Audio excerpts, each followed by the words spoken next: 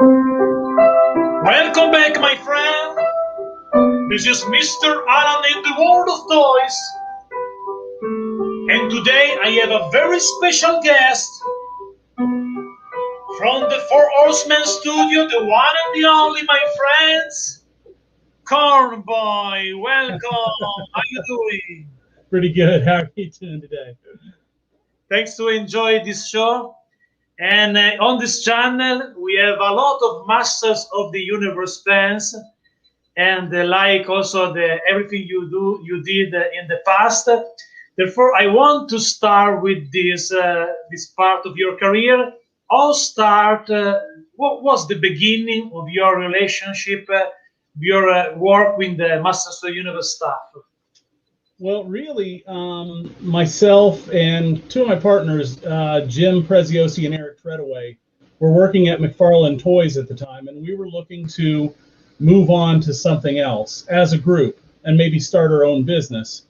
And I can go into the whys about that if you want, but suffice it to say, we were in touch with somebody who was over at Fisher Price, who said he knew somebody who was at Mattel, who was looking for an actual design team outside of Mattel that could kind of help them create new properties and work on their licenses and stuff and not go through all the red tape that normal internal Mattel employees would have to go through.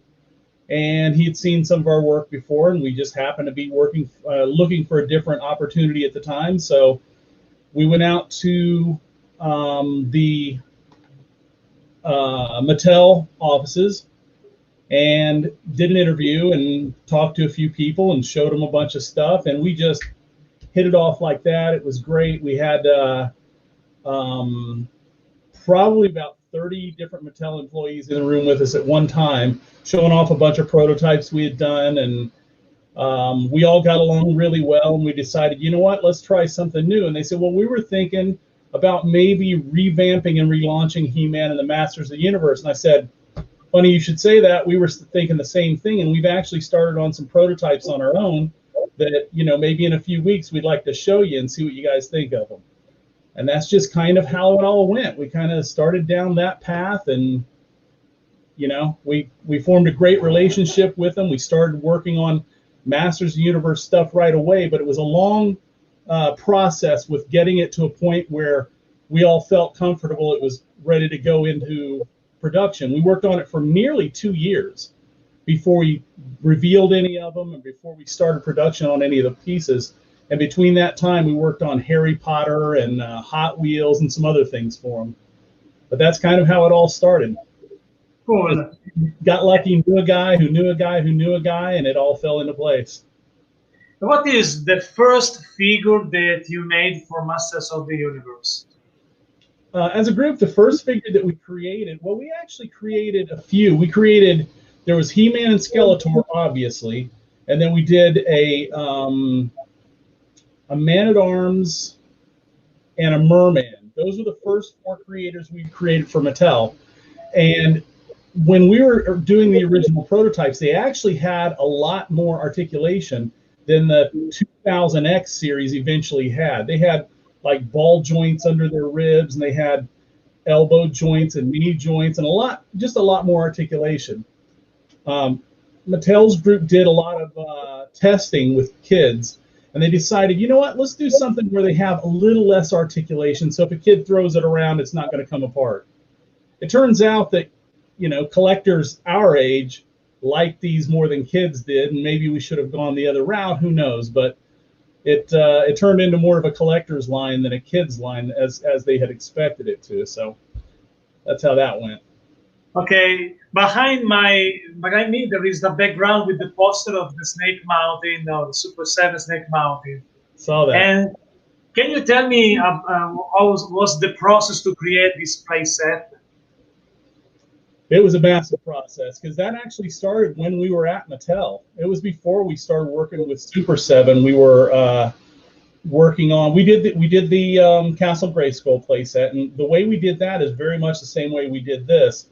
There's this digital sculptor, his name's Joe Amaro, He does fantastic work, but he built the basic frame based on our designs of what Castle Grayskull would look like.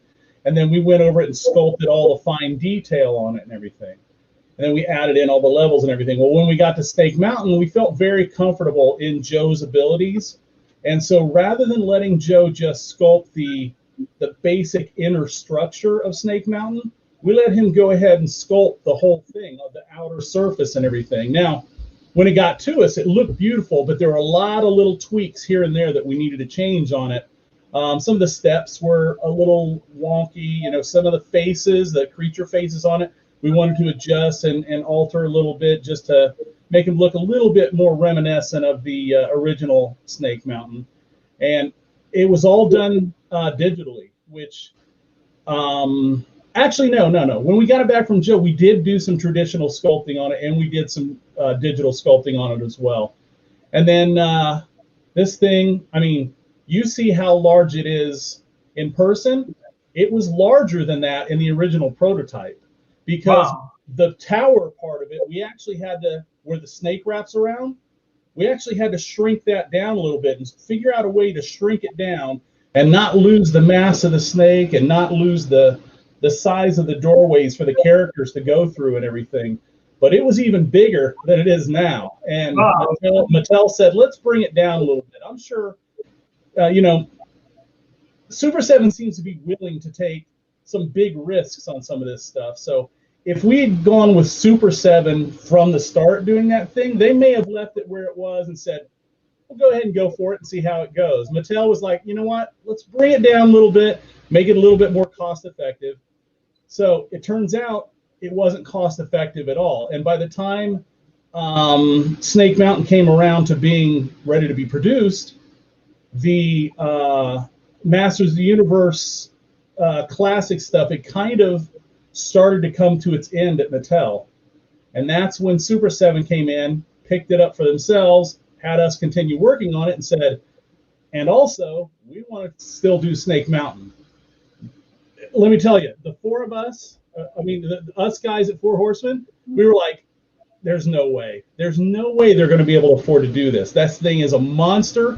I don't know how they're going to be able to produce it and sell it and ship it. You've got the box behind you. We were thinking the box it comes in is just going to be massive. How are they going to ship that?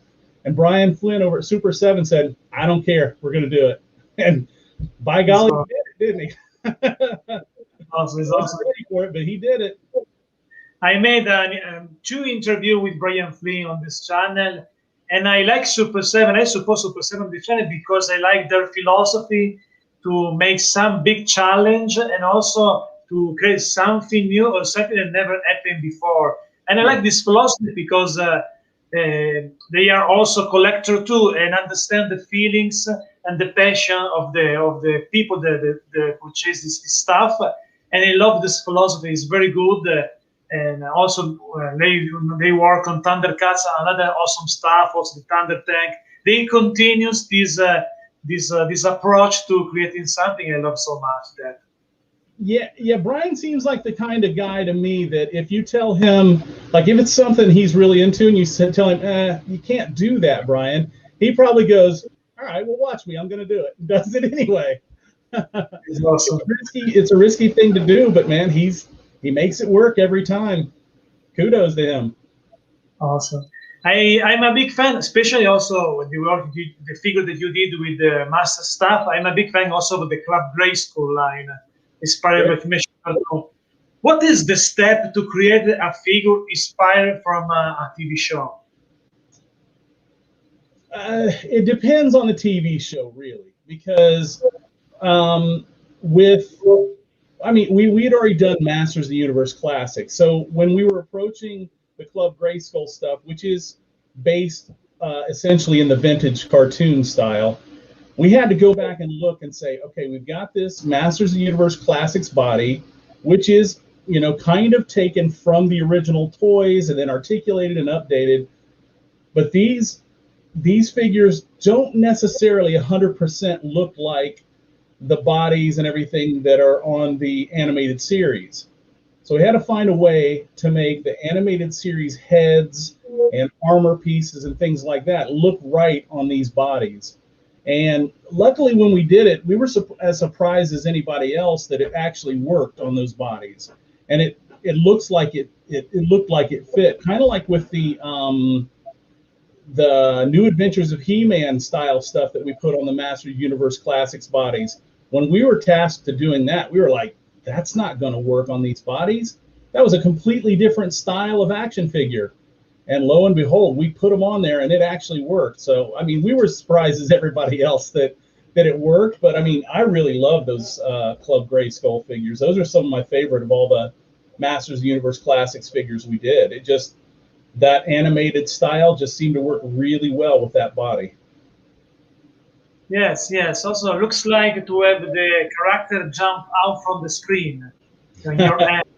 I like also this type of figure inspired from the cartoon because, for example, when I was a kid and I had the old one vintage figure of Master of the Universe created before of the cartoon, I was frustrated because they are so different from the character of the cartoon.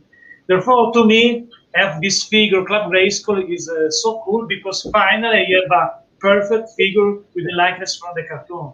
Because it's something that I was a dream they ever for a long time, and this also now today is sad that we have no longer Club Grayskull line because of the license, and also today they stopped the license to continue this line, and also the William Stout line, and start a new line. The origin is like an update version of the vintage 3 line, you know. For the 2 show of the cartoon. What do you think about that? Because to me, is especially imagine the collector side, it looks like a little bit confusion because now Mattel start 3 different way for Master of the Universe. What do you think about that?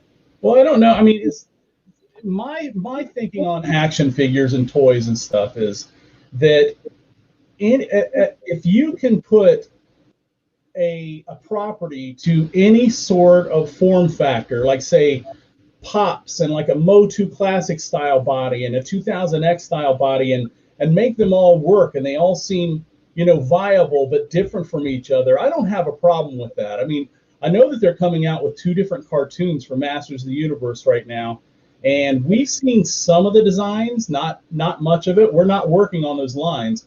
We did one figure early on for one of those new cartoons as an example of how these are supposed to work, but we're not actively working on those other lines. But I mean, I think it's a great idea. You're releasing 2 different Masters of the Universe cartoons. They're 2 different styles. They're kind of taking from 2 different points of view rather than just being the same. Like one of them is based somewhat off of like, what if the original Masters cartoon had continued? It's kind of like a sequel. And the other one I think is just, you know, a new envisioning of Masters of the Universe. I kind of like that Masters of the Universe is a property that you can do a lot of different things with it, and it all still seems viable.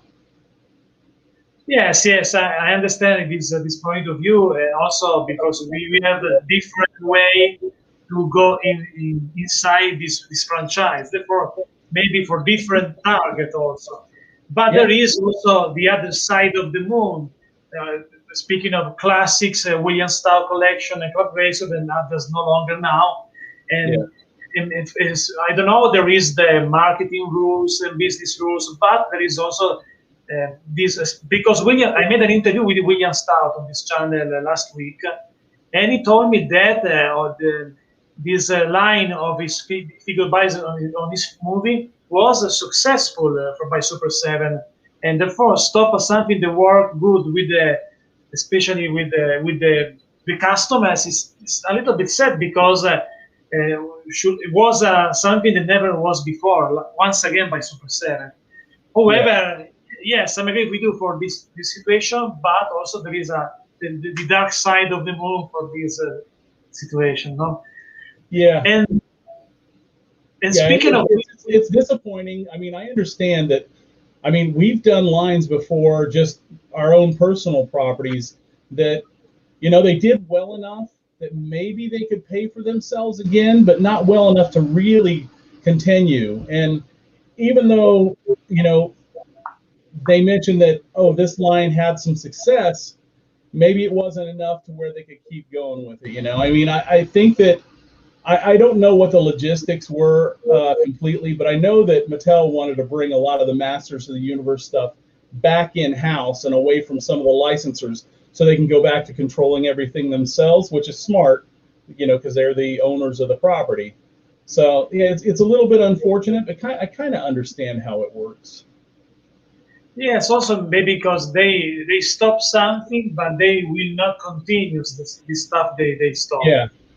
And this thing is a little bit for a collector sad, but also weird, because why you stop that if you don't want to continue that? Yes, maybe because they want only their stuff. Speaking of this franchise, and maybe they want only this new version of Masters and no more other to focus the fans and target of in this way. I believe maybe That could be it. I mean, I tend to think that the Masters of the Universe classic style Motu action figures could have kept going through Super 7, and still Mattel could have brought in these other iterations of Masters of the Universe in toy line, but like in a different style based on the new cartoons that are coming out. And I think everything would have done just as well. I mean, some people may have been more into the new cartoon versions than they were the Masters of the Universe classics. Who knows? But mine is not to wonder why. Mine is but to do and die. yes. And speaking of your line, the Mythic Legion, all start this line, the Mythic Legions. Yeah. What about it? And all start this project, this line. Oh, what started it? The beginning, yes. Oh my goodness. Well, what that was we have always been fans of like medieval sword and sorcery type stuff, Dungeons and Dragons, Lord of the Rings, stuff like that. And at the time we were getting ready to start Mythic Legions, we'd come to the realization that there was nothing like that on the shelves anymore. Like Toy Biz had done this amazing Lord of the Rings line for a while, and then it was gone.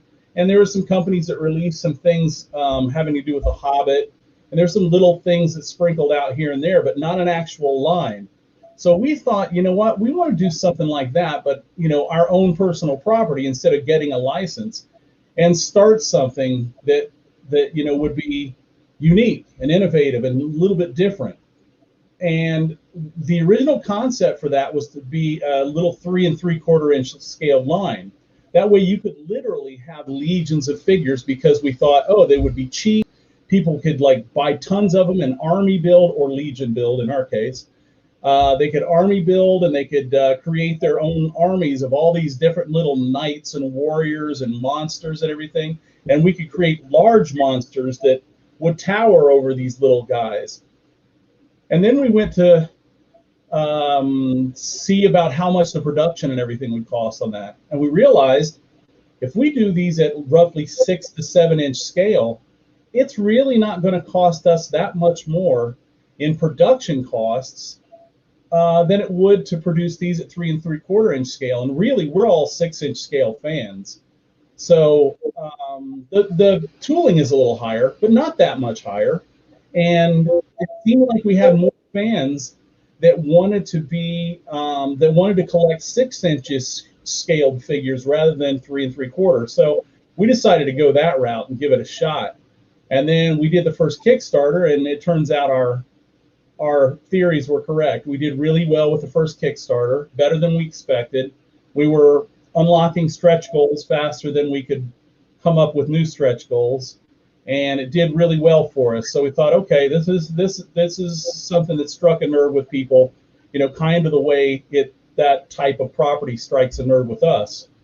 So let's keep going with it. And it just keeps, every sale we have keeps growing exponentially, and we have new fans that are coming on board and jumping on the Mythic Legions cabal and joining there. And I don't see it like waning anytime soon. It surprises how quickly it's gotten popular. And I don't know, we're going to keep going with it. It's doing well. So if the fans dig it, we want to give them what they want. We'd like to give them what they want a lot faster, but they're not cheap figures, so we don't want to ruin everybody's wallets.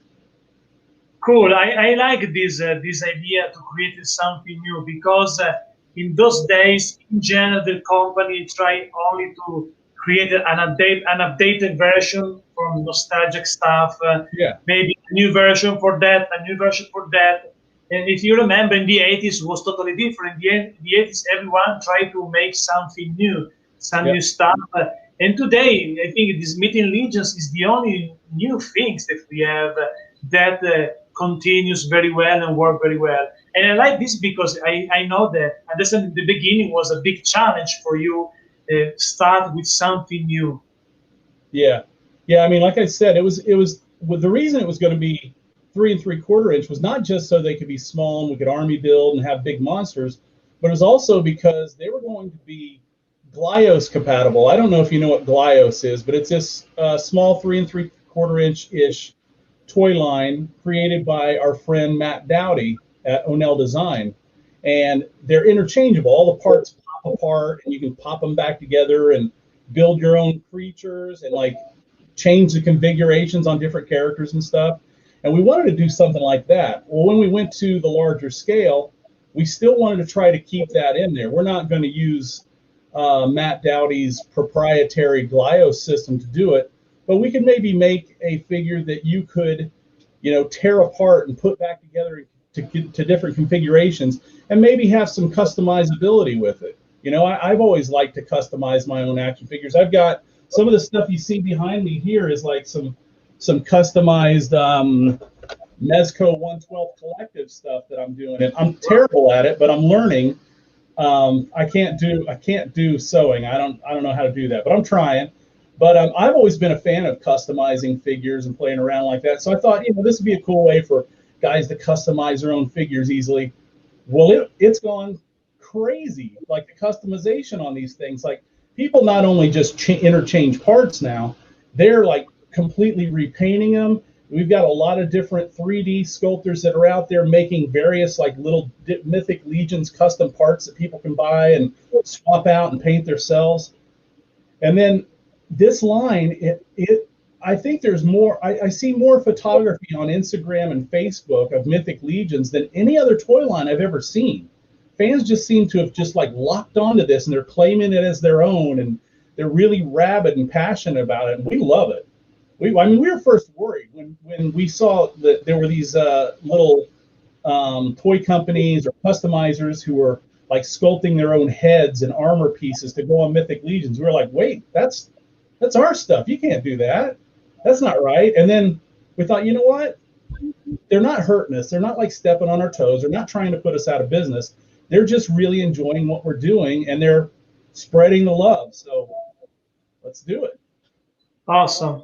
I like also the custom philosophy to create own custom figures because, for example, in this channel, because I'm a fan of the wrestling old school of the 80s, with my friends, I created a federation of wrestling with stop motion series of video every week, and with my friends, they use a sculptor. I created the custom figure Hasbro figures of some wrestling wrestler, and never was a figure in the past, like King Kong Bundy or Big John Studd custom figure, because I want to create my roster of figure, and every week I create a stop motion. I wrote also the story and stuff like that. But I like also the custom community, because also on this channel I try to support some guys that created some custom club grays because I like this creative side of the collecting toys also. Yeah. If you want later, I will show you one of my stop motion because I created three series of stop motion on this channel. One is WWF Hasbro. The other one, the first one episode of Master of the Universe with the Snake Mountain as a stop motion, and the other one with the Foot Fighters. You remember the Foot Fighters? Yes, yeah. I'd love to see that. I actually, when I was younger, I had some action figures that I kind of tore apart and put back together, and like sculpting some new faces out of like this oil-based clay and stuff, and was going to try to do stop motion. I didn't know what I was doing, but my mom had an old crank movie camera, so I was cranking it a couple frames and then moving stuff, cranking it a couple frames. It looked like total crap, but I was trying. So yeah, I'd be really interested in seeing that. If you want, I can show you which stop motion. The custom figures are just on my WWF Hasbro stop motion. If you want to see some custom figure, I can show you a stop motion of Hasbro. But if you prefer see stop motion with my Foot Fighters figure or or Masters, pick your favorite. You prefer is fine with me. Whatever you like best. Maybe I like the WWF Hasbro because it's my own creation also for the custom figure, and also because I am also looks like the writer behind the scene of the story. They have a little bit more stake in it then. Yes, I will show you a WWF Hasbro figure. I find now in a few seconds because I need to find on the channel. I show you. It's a short episode just because behind to create an episode of 1 minute and a half is behind the scene about 3 hours of shooting because you need to shoot every movement of the character of the film. I remove the ad. There is some ads in a few moments. I share with you in the stream also with you and for everyone. And also you have a little message for the fan that watch right now the interview. Continue to put your question in the live chat because in the last 10 minutes of the interview, you can make your question to Cornboy. It's okay for you, Eric? Answer some questions. Yeah. Later, I'll answer. because I saw many questions, and later, guys, continue to put your question because later the luckiest of you will receive an answer by Cornboy. However, I find my stop motion, and now I share right here to show you this idea that I have on this channel, this project. Okay. There we go.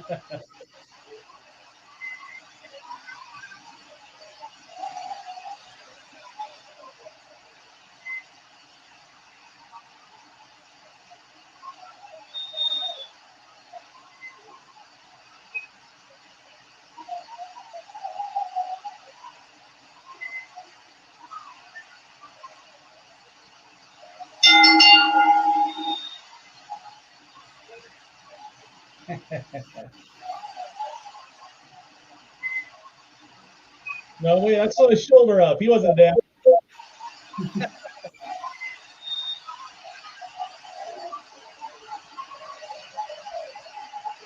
This is the last episode that I made. That's really funny. I like that.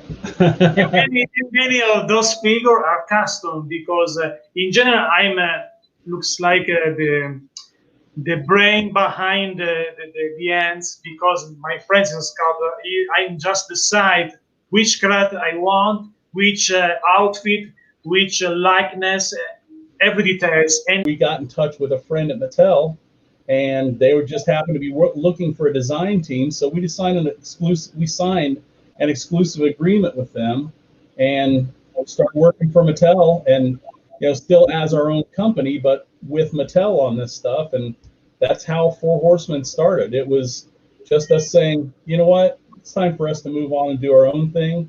And McFarlane flourished after we were gone doing those type of lines, and they went on to do Halo, and now they're doing the DC stuff, which they're doing a fantastic job with. So, they didn't lose anything by losing us. We just went on and started our own thing. Awesome.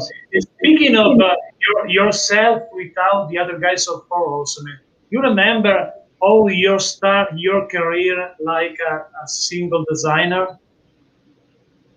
I was never a single designer. Like when I moved out here to New Jersey, I moved from Indiana, and dragged my whole family out here because I wanted to go to the Joe Kubert School of Cartoon and Graphic Arts. He owns this toy design shop, and they make toy dolls and toy trucks. And I told him that you're going to art school for comics and stuff, and that you're really into action figures. And he told me to, let you know, ask you if you wanted to come over and show him your portfolio. And I was like, well, I don't really have much of a portfolio yet. I'm going to art school, but I'll go over there and take a look. So I called him later that evening, and it was the McFarlane Toys, the design division. It was based here in New Jersey, and I had no idea. Like a week or two before that, I had gone to the local comic book store here and had seen the new Spawn figures on the shelf. And my wife was with me when we went in there, and I told her, I said, see those? They were like the first wave of figures. I said, if I was ever going to get into toy design, that's the kind of stuff I want to do, because they're like setting the toy industry on its ears. They're doing something different than anybody else has ever done. And that's the kind of stuff I'd want to do. So I was on the phone with this guy, and he starts talking about the things that they're doing. And I was thinking dolls and toy trucks. And I realized the dolls and toy trucks this guy I worked at the machine shop with was talking about were Spawn action figures and like the Spawn mobile. He didn't know what he was talking about. And when I heard that inside, I was like screaming. I was like, oh my God, this is McFarlane. This is, at the time, it was Todd Toys. I was like, this is Todd Toys I'm talking to. And but outside, I was like, yeah, okay, yeah, I'll come in and talk to you. And inside, I was screaming. I was like, oh my goodness, this could be my break into the toy industry just by dumb luck. And so I went there, and I don't think that they liked what they saw in the artwork that I showed them, but I'm sure that I hope that they liked me as a person, because I'm, kind of goofy, happy-go-lucky guy. And I think they realized, because I was working in a machine shop, that I was willing to work for a living. I wasn't going to go there and screw around. I was going to go in there and do everything I could to do a good job. So they hired me part-time while I was going to school, and then eventually they wanted to hire me full-time. And I didn't want to do that because I would have to leave Joe Kubert School in order to go work there full-time. So I went back to talk to a few of my teachers at the Joe Kubert School, and this one professor said, wait a minute, McFarlane Toys, one of the currently most innovative toy design companies in the world, wants you to come work for him full-time, and you're asking me if you should stay in school? Go. What are you doing? So I did, and that's how I got into the toy industry, and it just stuck. Once I got in, I loved it, and I would never leave the toy industry. It doesn't matter what happened. If our whole company collapsed tomorrow, I would find some other way to work in the toy industry. Sometimes it's a lot of hard, stressful work and long hours, but it's fun. I couldn't have asked for any better career for myself than working in the toy industry. Also, I like I feel your passion, and your passion still the same, I believe, because I feel your big passion for the love for your work. And this is the typical of an artist, because, for example, when I work on my novel, because in Italy I publish 5 novels, for example, I use the music to go in the story. I schedule nothing, and then I consider the music like a river, to go on the river and to go in another world, because in the creation it looks like another world. You discover some in another dimension. We have the real dimension of the creativity, and I use the music for that because I like so much this magic of the creation. Yeah. And for example, to work on my novel, I choose it looks like a soundtrack for my story, and I follow the music without nothing than that. I watch just the screen. I don't watch the keyboard. I watch just the screen. Sometimes I wrote some part of my novel with a closed eyes because I know the keyboard very well, and I listen to music because I think the perfect, to me, is the good way to go inside in this other world. But what is your creation moment, your creativity moment when you create something?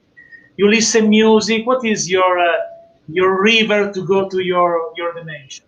Well, it used to be like whenever I was drawing or doing any type of fabrication or any kind of sculpting or anything, I'd always like to have music playing.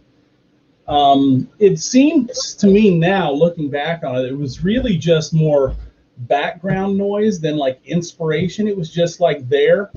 And later on, it became podcasts I started listening to while I was doing that kind of stuff. As we've gone into a more digital format, everything we do is digital now. We don't do any traditional sculpting anymore. I found that I cannot listen to any music or podcast while I'm doing that. Like if I'm in Photoshop and doing something, or ZBrush or something like that, and I'm messing around, then I can turn on a podcast or listen to some music. But if it's actually like going in and making comments on, a lot of the stuff that I do is project management rather than doing actual artwork now, unless I'm like doing artwork on the artwork that sculptors have sent to me. But when I'm doing that kind of stuff or working on the keyboard, it almost has to be total silence now, and I don't know why. Maybe I'm just getting old. My brain can't process so many things at once anymore. But yeah, there's nothing that I really currently listen to like when I'm working anymore, unless, like I said, unless it's drawing or sculpting, which isn't that often anymore. There's no music or anything for me anymore. It's only in my car when I'm driving. It's kind of sad, isn't it? And this question maybe is a little bit difficult because you created, I believe, thousands of figures. However, what is for you the best ever figure made by Four Horsemen? Oh, I don't even know. My current favorite of everything we've ever done is Brontus the Arena Troll. It's that big orange one-eyed troll we did. It's just because I like big, giant, beefy things. And partially because it's based on somewhat on the Thing. Eric Treadaway sculpted that, and he knows I'm a huge fan of the Thing from the Fantastic Four. So he made it orange. And he knows I like gorillas and monkeys too. And he made it kind of have like a monkey face, and it's a cyclops with a big blue eye like the Thing. So it's kind of like a little bit of an homage. And I've got one here somewhere. He might be in the other room, but I've got one. I'm actually going to take his brown fur off and put like blue fur shorts on him, so he looks even more like the Thing. But I think that's probably, out of everything that we've done, my current favorite. Who knows? Maybe, I mean, a lot of people, like when the Ice Troll came out, I thought that was going to be my favorite, but Brontus is still my favorite. I always like the big, square, beefy, heavy-duty guys. Actually, let me show you something. My actual favorite ever is this thing here. Literally, this thing here. Eric Treadaway sculpted this for me for Christmas one year. It's a Thing figure. It's a John Byrne style thing. Cool. And it's articulated somewhat. It has like swivel shoulders. It has the hinge elbows, swivel wrists, and a ball and socket head, swivel hips. It's not meant to be, super articulated. It was just meant to be a cool little action figure for me. And so there's only 2 of these in existence, and I have one and Eric has the other. And that's my favorite thing in my whole collection. It looks like also a wrestler, the pose a little bit, or a match. It's like what? The pose, remember me, a wrestler also. The pose yeah. Ready to slam someone, some small guy. He's in his battle ready stance. Awesome, very cool. I like also this the figure, the white guys that you have in your background. Looks like this. This, yes. Who is this? That's from Rudolph the Red-Nosed Reindeer. It's the Bumble. Wow, I love it. It's so fun. Rudolph the Red-Nosed Reindeer cartoon. My wife was putting away all the Christmas stuff this year, and I saw this. I was like, nah, leave this one out. I'm going to put this in my room. So he's staying with me. He gets to live in here all year long instead of only coming out at Christmas time now. Imagine me, I received the Snake Mountain few days before Christmas. Wow. I arrived this huge giant box and goes through the ramp because my toy room is not in this floor, in another one. I have a huge toy room. And I imagine that I purchased a big table maybe when I purchased the snake mounted for 1 year and a half before, just for the snake mounted. And every day that I saw this empty table, I imagine when the day when the snake mounted comes to me, and the day there arrives this huge box, it looks like a kid once again with this huge box through the stairs. It was so cool, and also a little bit tricky because it was huge, it's huge box also with big weight. It was a dream come true. Therefore, awesome.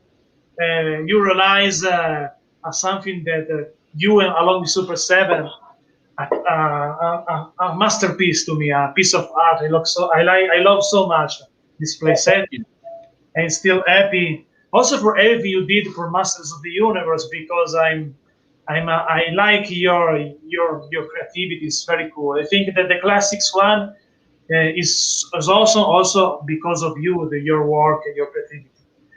Well, most of that, at least figuratively, most of that was Eric Treadaway himself. That kid is prolific when it comes to sculpting. Like all the Mythic Legions figures are done by him, except for maybe one or two heads.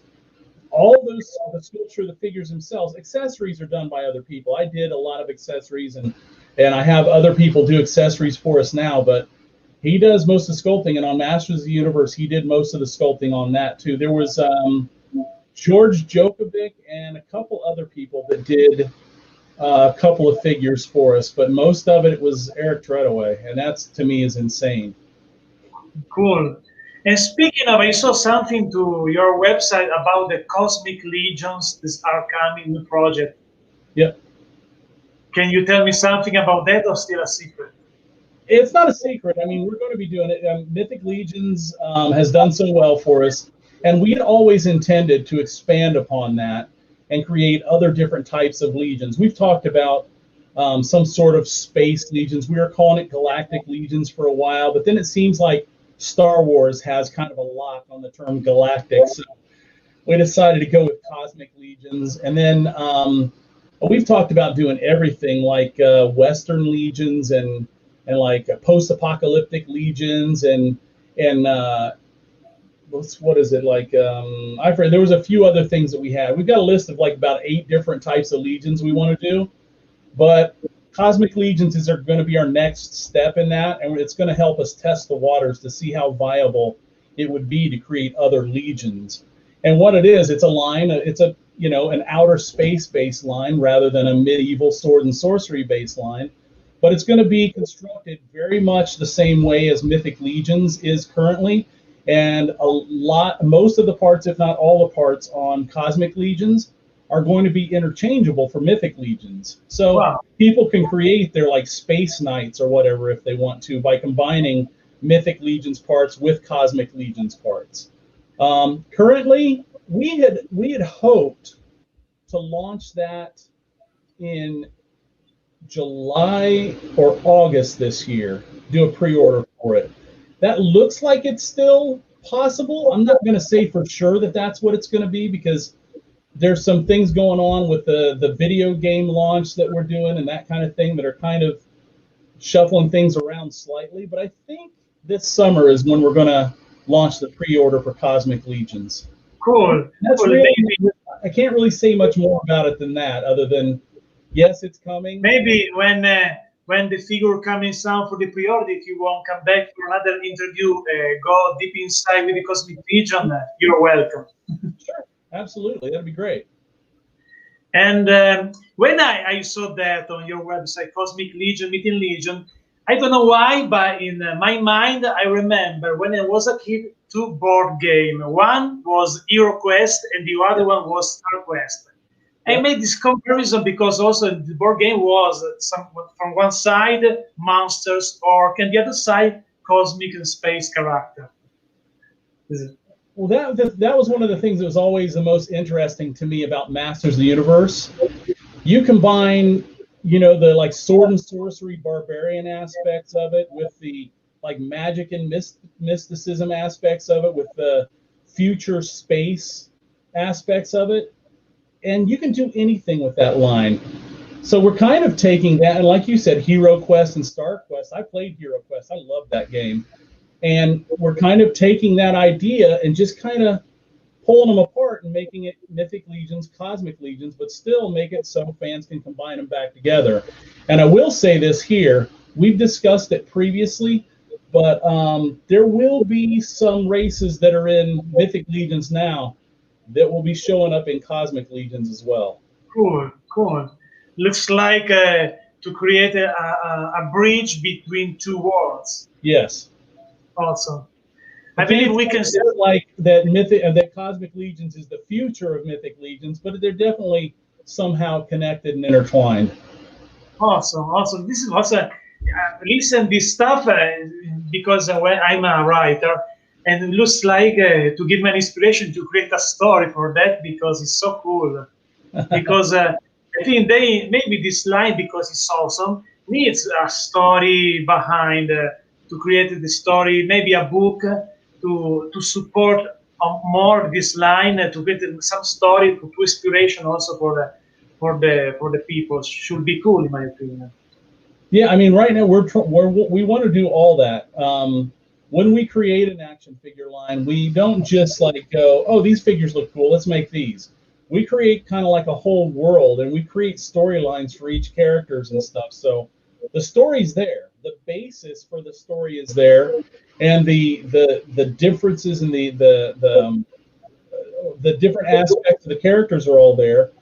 And so it would be easy for a talented writer to take all that stuff and combine it and turn it into a big story. But Yes.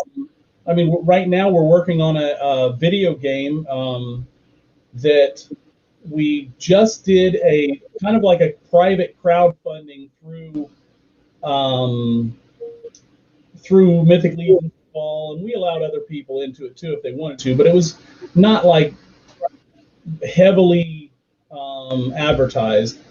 But we're getting ready to launch it on Kickstarter later this summer as well, and that's going to enhance and create more storyline for Mythic Legions. Awesome. So yeah, we're trying a few different aspects of creating storylines for this, and books, comics, cartoons, maybe a live action movie. Who knows? Sky's the limit. Fingers crossed. Awesome. There is some comments to you. There is Cornboy, thank you for everything you done on Moto.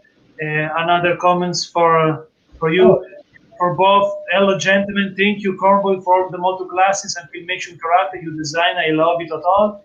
And there is a question, many questions. We start with this one. Damian Ristore, do you think we could ever see more love for Whiplash, Multibot, Legion, Strongman in figure form?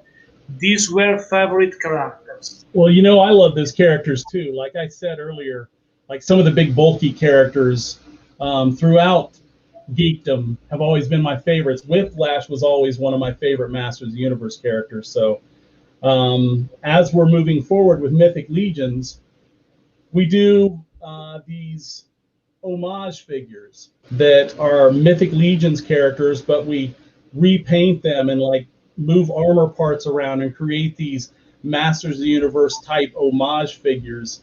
And Whiplash is one of them I really want to do. And I think that Multibot might be a tough one for us to do. Strong Arm would be easy.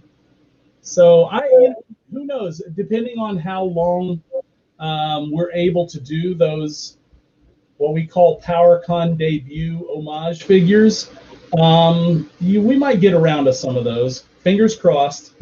I don't know if we're ever going to go back to doing, any actual Masters of the Universe figures other than Motu Origins. We're working on that for Mattel right now, but that all remains to be seen. Whatever Mattel wants us to do with that, we'll do, but I can't really elaborate on that anymore. And speaking of Motu Origins that you worked at, to create the Castle of Grayskull, because I saw the review of my friend Pixel Dan, I made an interview also with him, and I saw the review. The new Castle of Grayskull also looks like an updated version, but also with some inspiration for the classic one, for some details. What is the process to create this new playset? You're referring to the Castle of Grayskull for Motu Origins? Yes. Oh, we didn't work on that. We're only working on the figures themselves. Okay. We were supposed to do Battle Cat and Panther, but our schedule was just too tight, so Mattel went ahead and did those. And they did the castle and the vehicles. They're doing those all in house. Okay, you created the figures, however. Yeah, the first two figures that were released by Mattel, they were the San Diego exclusives, I think, or were they PowerCon exclusives? I don't recall. They were He-Man and Prince Adam 2-pack. We didn't do those. Those were done by Mattel. Maybe San Diego, but I'm not sure for that. Yeah, those were done by Mattel in-house, and then everything else we're doing are based on that body, all the new parts, the new heads, the new armor pieces, things like that. But yeah, it's just the figures themselves.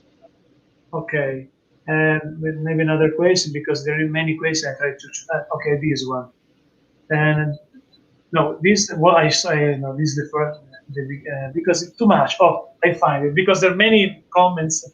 Any chance of that Kringer sculpt happening in the future? If not, will you make me one? He's saying that we designed a fully articulated Filmation Cringer. Maybe, I believe. No, we did. I mean, it might have been designed at Mattel, but we never sculpted that. We never sculpted a fully articulated one. Okay, during the before the end of the Club Grayskull line, what is the figure that were scheduled but never happened? I don't even know, because I don't know exactly what they released right there at the end, because it was a strange transition between Mattel and Super 7 at that time. So I don't recall all the figures that they released there at the end. I don't think that any of the figures that we had already done and ready to go for Mattel, I think any of them that they hadn't released went over to Super 7 and they released them. Oh, and I'm pretty sure.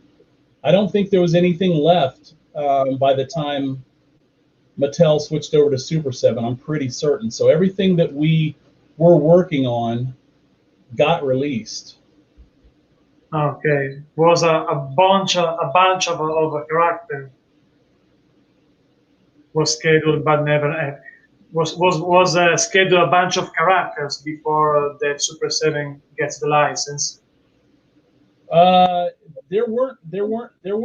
I think maybe there were 2 or 3 that were scheduled like that we had actually worked on. I mean, Mattel may have had them on their schedule and had like put together like, okay, this is what we want to do with this figure. But stuff that we had actually started on sculpting, there was only 2 or 3 figures, and then those were then released by Super 7.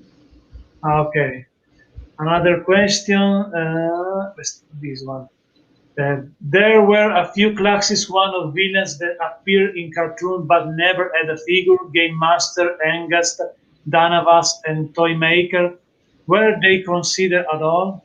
You know, Toymaker in particular, I wanted to see done as a figure, but no, those others. I mean, again, in-house at Mattel, they may have discussed it. Like normally, what would happen is Mattel would put like a planogram together, and then they would send that over to us, and they would ask us what we thought and if we had any suggestions. And they wouldn't be asking us for our suggestion just like, oh, you know, you guys know more than us. That wasn't it. It was like, you know, what do you guys think about this as far as the schedule goes, and like what parts can we reuse, and should we move these around in the schedule? Are there other characters that would fit in here a little bit better as far as our schedule goes and everything like that? So of those characters, I never saw those on the planogram that came to us for us to be asked, you know, what do you guys think on this? I don't recall seeing any of those names on there. It may have been at Mattel, but by the time it got over to us, none of those were on there. Okay, another question, but this question, I believe everyone knows the answer. However, do Classics and Club Grayskull have a chance to come back? I don't really. That's really all up to Mattel. I would love to see it. We went really, really deep with Masters of the Universe Classics, so there's not a ton of characters that are still to be released, but there's plenty of characters to do if fans are really, really interested in it. But it's not a ton of them. Club Grayskull, there's still a lot we could draw from there. So. Yeah. I would love to see that come back, because there are plenty of versions of those characters that never got done that could have been done. Me too, because once again, I'm a big fan of that line, and also for the Filmation cartoon. In general, I like the Filmation stuff cartoon, also Marshall Bravestar. We never Yeah, had a Marshall Bravestar cartoon accurate figure, or also Filmation Ghostbusters. Do you remember Filmation Ghostbusters cartoon? I would love to have seen Marshall Bravestar. Here's what my dream was. My dream was to do Masters Universe Classics, and then do Thundercats, Silverhawks, and Tiger Sharks, and Bravestar, and what was the Black Star. All those in like all the same style and all together released, but Awesome. was And not. speaking of the Filmation Ghostbusters, what do you think the Filmation Ghostbusters? We didn't work on those. Because was a cartoon produced by Filmation and Scheimer, Oh, you're but right. Yep. with the gorilla, Tracy the gorilla. Yeah, Evil. the Ghostbusters. Yeah, I don't know if those would have fit in the Masters of the Universe Classic style, though, would they? Maybe not Maybe because Tracy. shape. Maybe Tracy would have fit. Yes, Tracy, yes, because because I have the old vintage figure of this Filmation Ghostbuster with the Ghost Buggy with they created also a huge playset, the Ghost Command, so fragile. I believe it was a toy company called, maybe I'm wrong, but maybe the name was Shaper, something like that.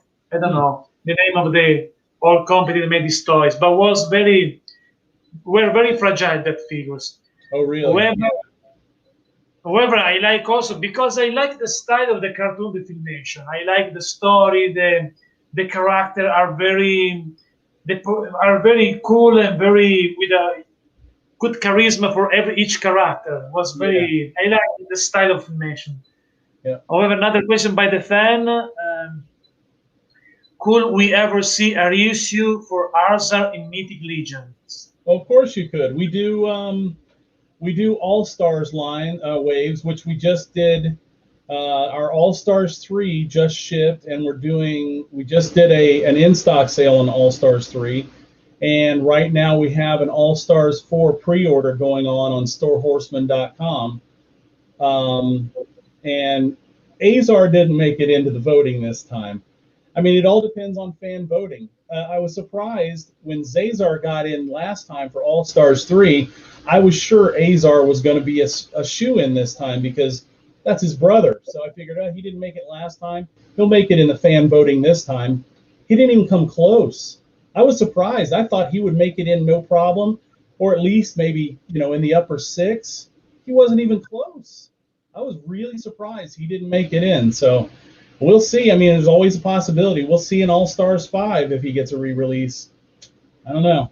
I've got a loose one that I'm getting ready to get rid of to try to get some Mezco 112 collective stuff, though. So there is another question. Has the Royal Palace of Eternia playset ever been considered? That was another one that might have been considered at Mattel. They may have discussed it. They didn't discuss it with us. I mean, our thoughts on that, just as the same with Mythic Legions, we would love to have been involved in doing all the playsets, all the vehicles, all the characters from both, not just the original toy line, but from the animated series, both Masters Universe and the new adventures. We would love to have seen that, but it was not to be. But no, for us, the Royal Palace of Eternia was never discussed with us. I'm sure at Mattel they discussed all that stuff in-house and tried to figure out the cost, logistics, and everything. But I think, after they did Castle Grayskull, it did well for them, and they were going to do Snake Mountain. They just realized, maybe play sets aren't going to be monetarily feasible for us, and it never got to our doorstep, at least. Okay. And there was some project about a Fry Zone Classics playset. What was it? About the Fry Zone, the headquarters of all. Oh, the Fright Zone. I would love to have done that too. Yeah, that was never discussed with us either. I would love to have love to have made that. Maybe a mashup between the vintage one and the cartoon version of the Fry Zone of Hordak. You remember the cartoon was totally different. The headquarters. Yeah. How many time you have to continue? Because when you need to go, give me some signs. Who, me? Yes. Oh, I'm good. Whatever, however it goes is how it goes. Okay. And when you back to many years ago, when you was a kid, a child, do you remember your favorite show on TV? My favorite show when I was a child was the Planet of the Apes cartoon. I'm a huge fan of apes and monkeys and stuff, and I love the Planet of the Apes movies. As hokey as they were, that ape makeup at that time was just superb, and I loved it. And when they did the Planet of the Apes cartoon, I was all over it. And then there was also the Herculoids and Thundar the Barbarian. Those are like those three cartoons. Like I didn't like Scooby Doo. I didn't, there's some of the other stuff that kids like. I was not into that. I was into the Herculoids and Thundar the Barbarian, and like Thundar the Barbarian was designed. The original designs were done by Jack Kirby, and you could even still see some of that artwork in the cartoon itself. You could see his style in there, and I ate that up as a kid. Yeah, that's Thundar's probably number one, with Planet of the Apes number two, and Thundar's number one, and then Herculoids running a close third to Planet of the Apes, I think. Cool. And you remember the first figure that you ever had as a kid? The first figure I ever had as a kid? Yes. It's not actually a figure. This was the first toy I ever had as a kid. It's going to creep your viewers out, but this guy. Wow. He is ugly. His fingers are chewed off. It's just some old doll that my Aunt Jenny got for me. And I've had this since I was a little kid, and it never leaves my side. It was buried in the garage for a long time, and then I refound it, and now it sits right next to me here at my workstation at home, and he never leaves my side. And he's creepy, and he's beat to crap. My dog chewed his fingers off. I chewed around the rim of his hat when I was little. I popped his eyes out of the sockets.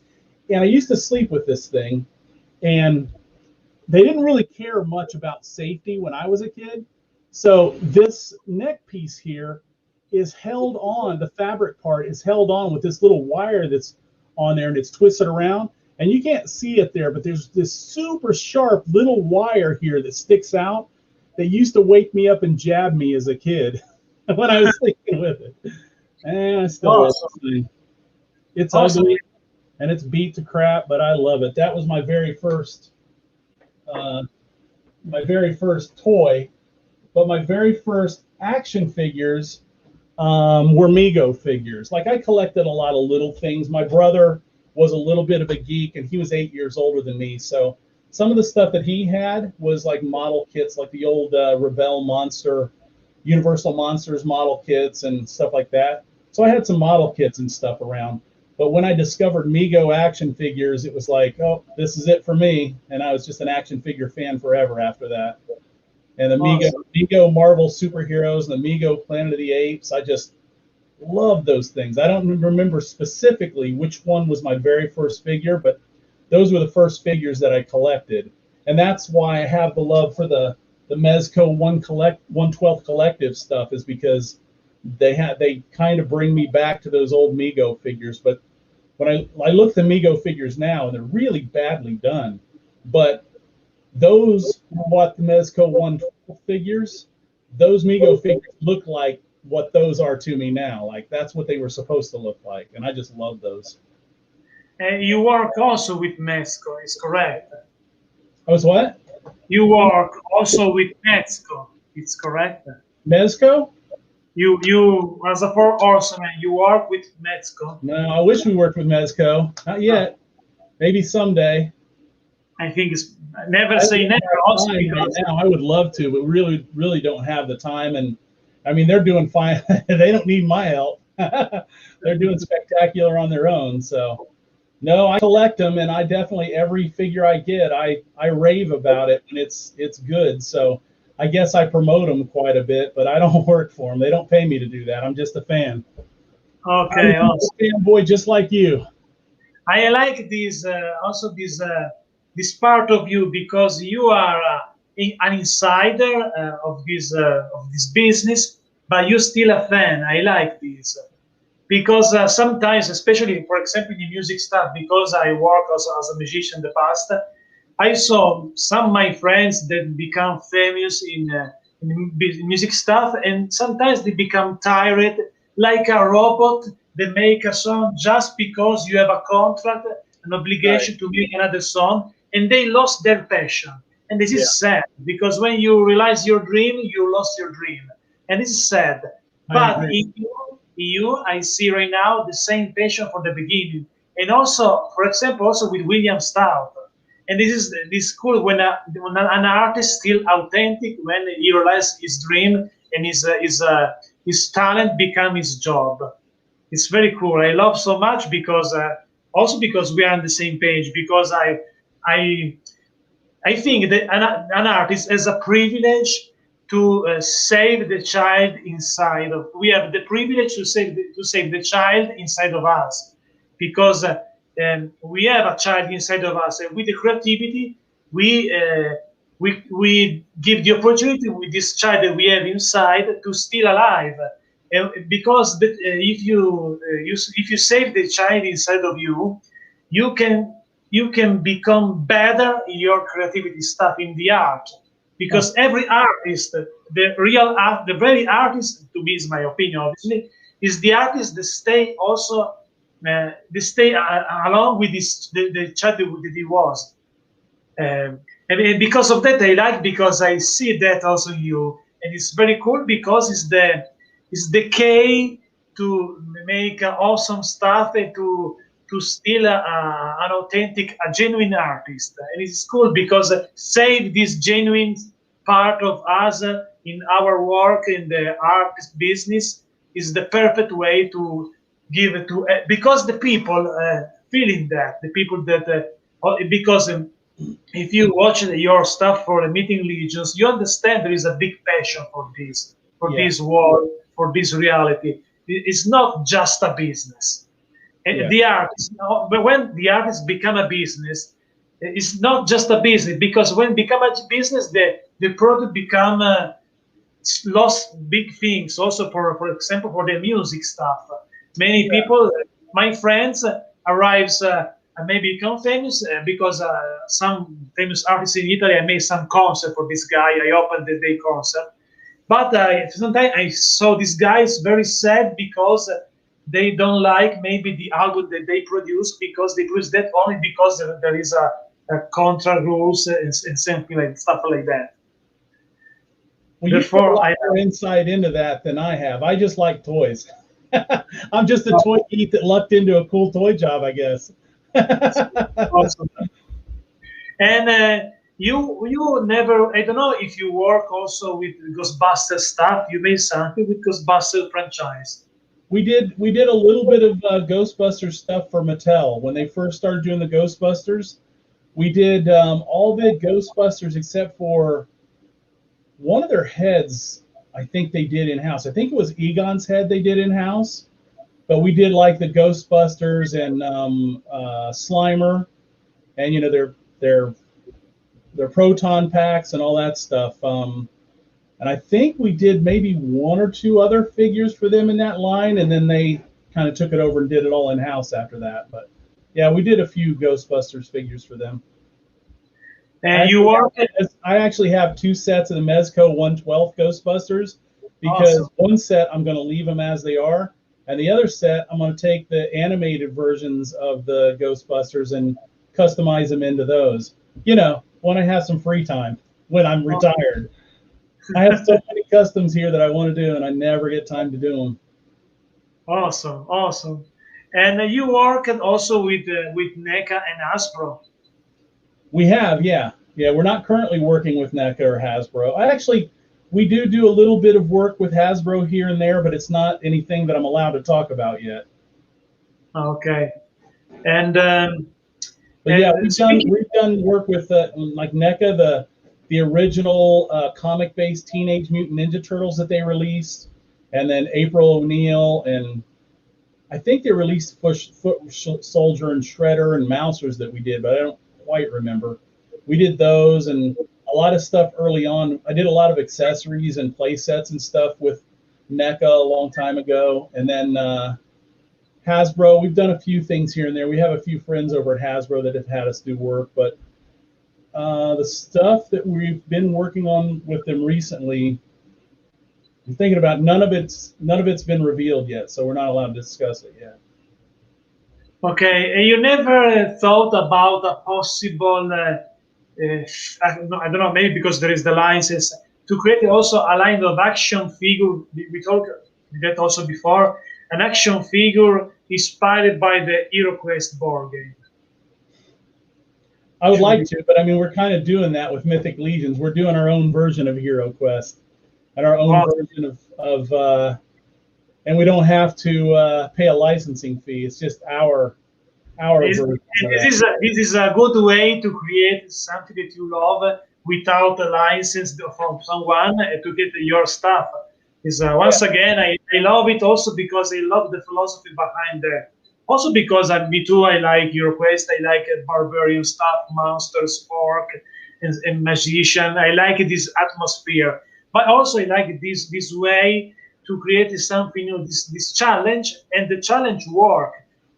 Back to my previous consideration, when you have a big passion behind your project, the fan feeling that and support that, because understand that when you like the music, when you a fan when you listen to music and you understand that this song is authentic, is created with a real inspiration, you love this music, and the same thing for toys. And the Mythic Legion is a perfect example of that. And the reason why it worked very well, I believe, because of that. Well, thank you. That's quite a compliment. There is another question from Damian Ristori, one of my solid fan.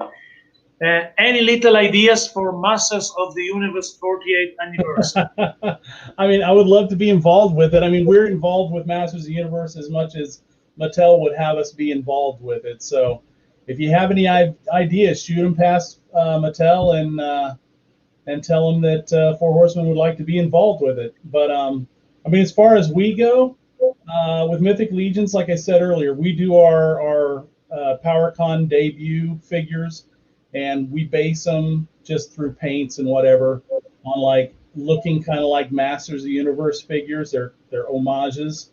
So with the 40th anniversary coming up, I'm sure we'll come up with something for PowerCon, but we'll see. Finger crossed again. Yes, again, fingers crossed. And back to the Williamstown collection that you did with Super 7. Yeah. What schedules also other character in the project? No, there weren't any other characters scheduled.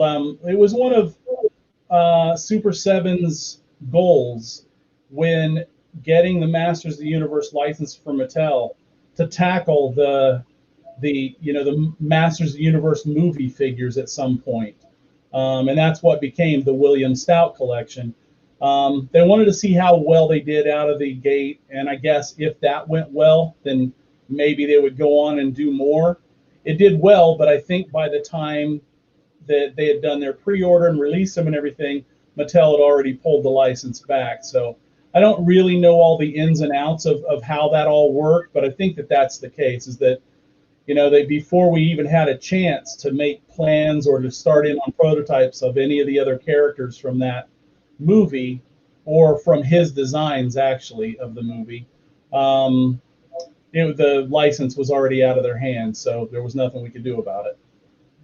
Okay, and speaking of that movie, Master of the Universe, if to me, not everyone loved that movie. I like this movie because to me it was yes. If you watch that movie, you need to don't think about the cartoon, because it's another way of Master of the Universe.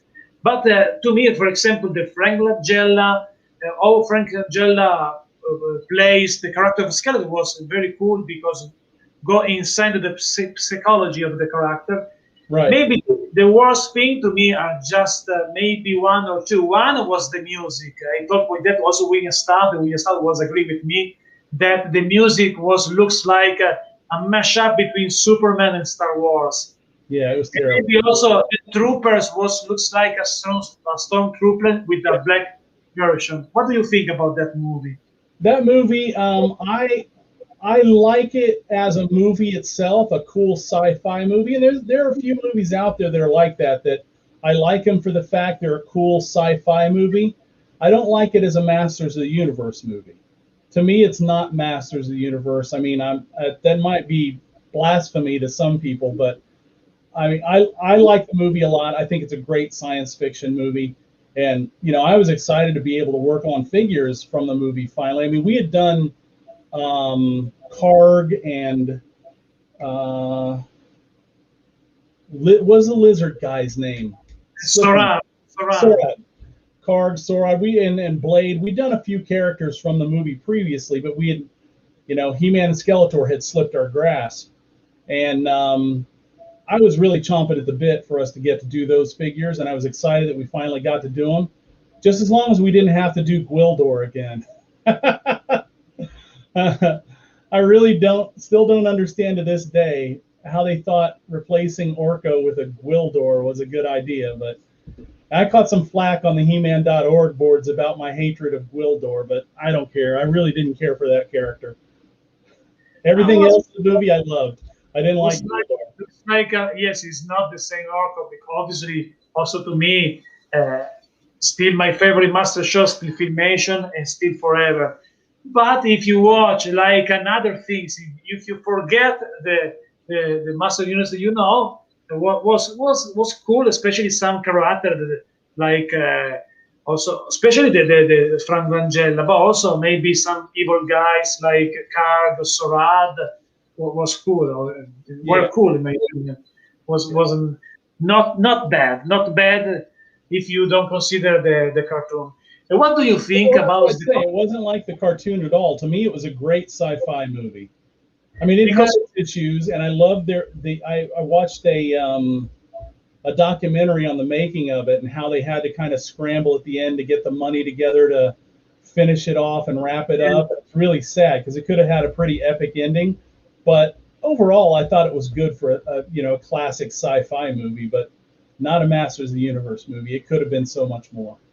Yes, was also an unlucky movie because William South told me that the Canon production failure after the movie was over the project also for maybe a possible sequel. There's a documentary out there about Canon and their kind of mishandling of the whole thing, and it's really interesting. You should check it out if you haven't already. I saw some stuff, but I don't know if it was the official documentary on YouTube. I saw some stuff with some interview. I don't know if it's the same things.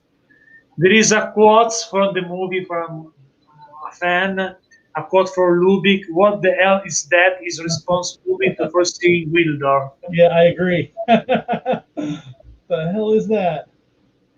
And there is some movie that you love so much and that maybe was a dream to you to create a figure for that movie, maybe a movie for the 80s, I don't know. You mean what if I could create any figure, a figure from any movie in the 80s? If there is some movie of the 80s that you never made a figure for that, but you wish that. I would say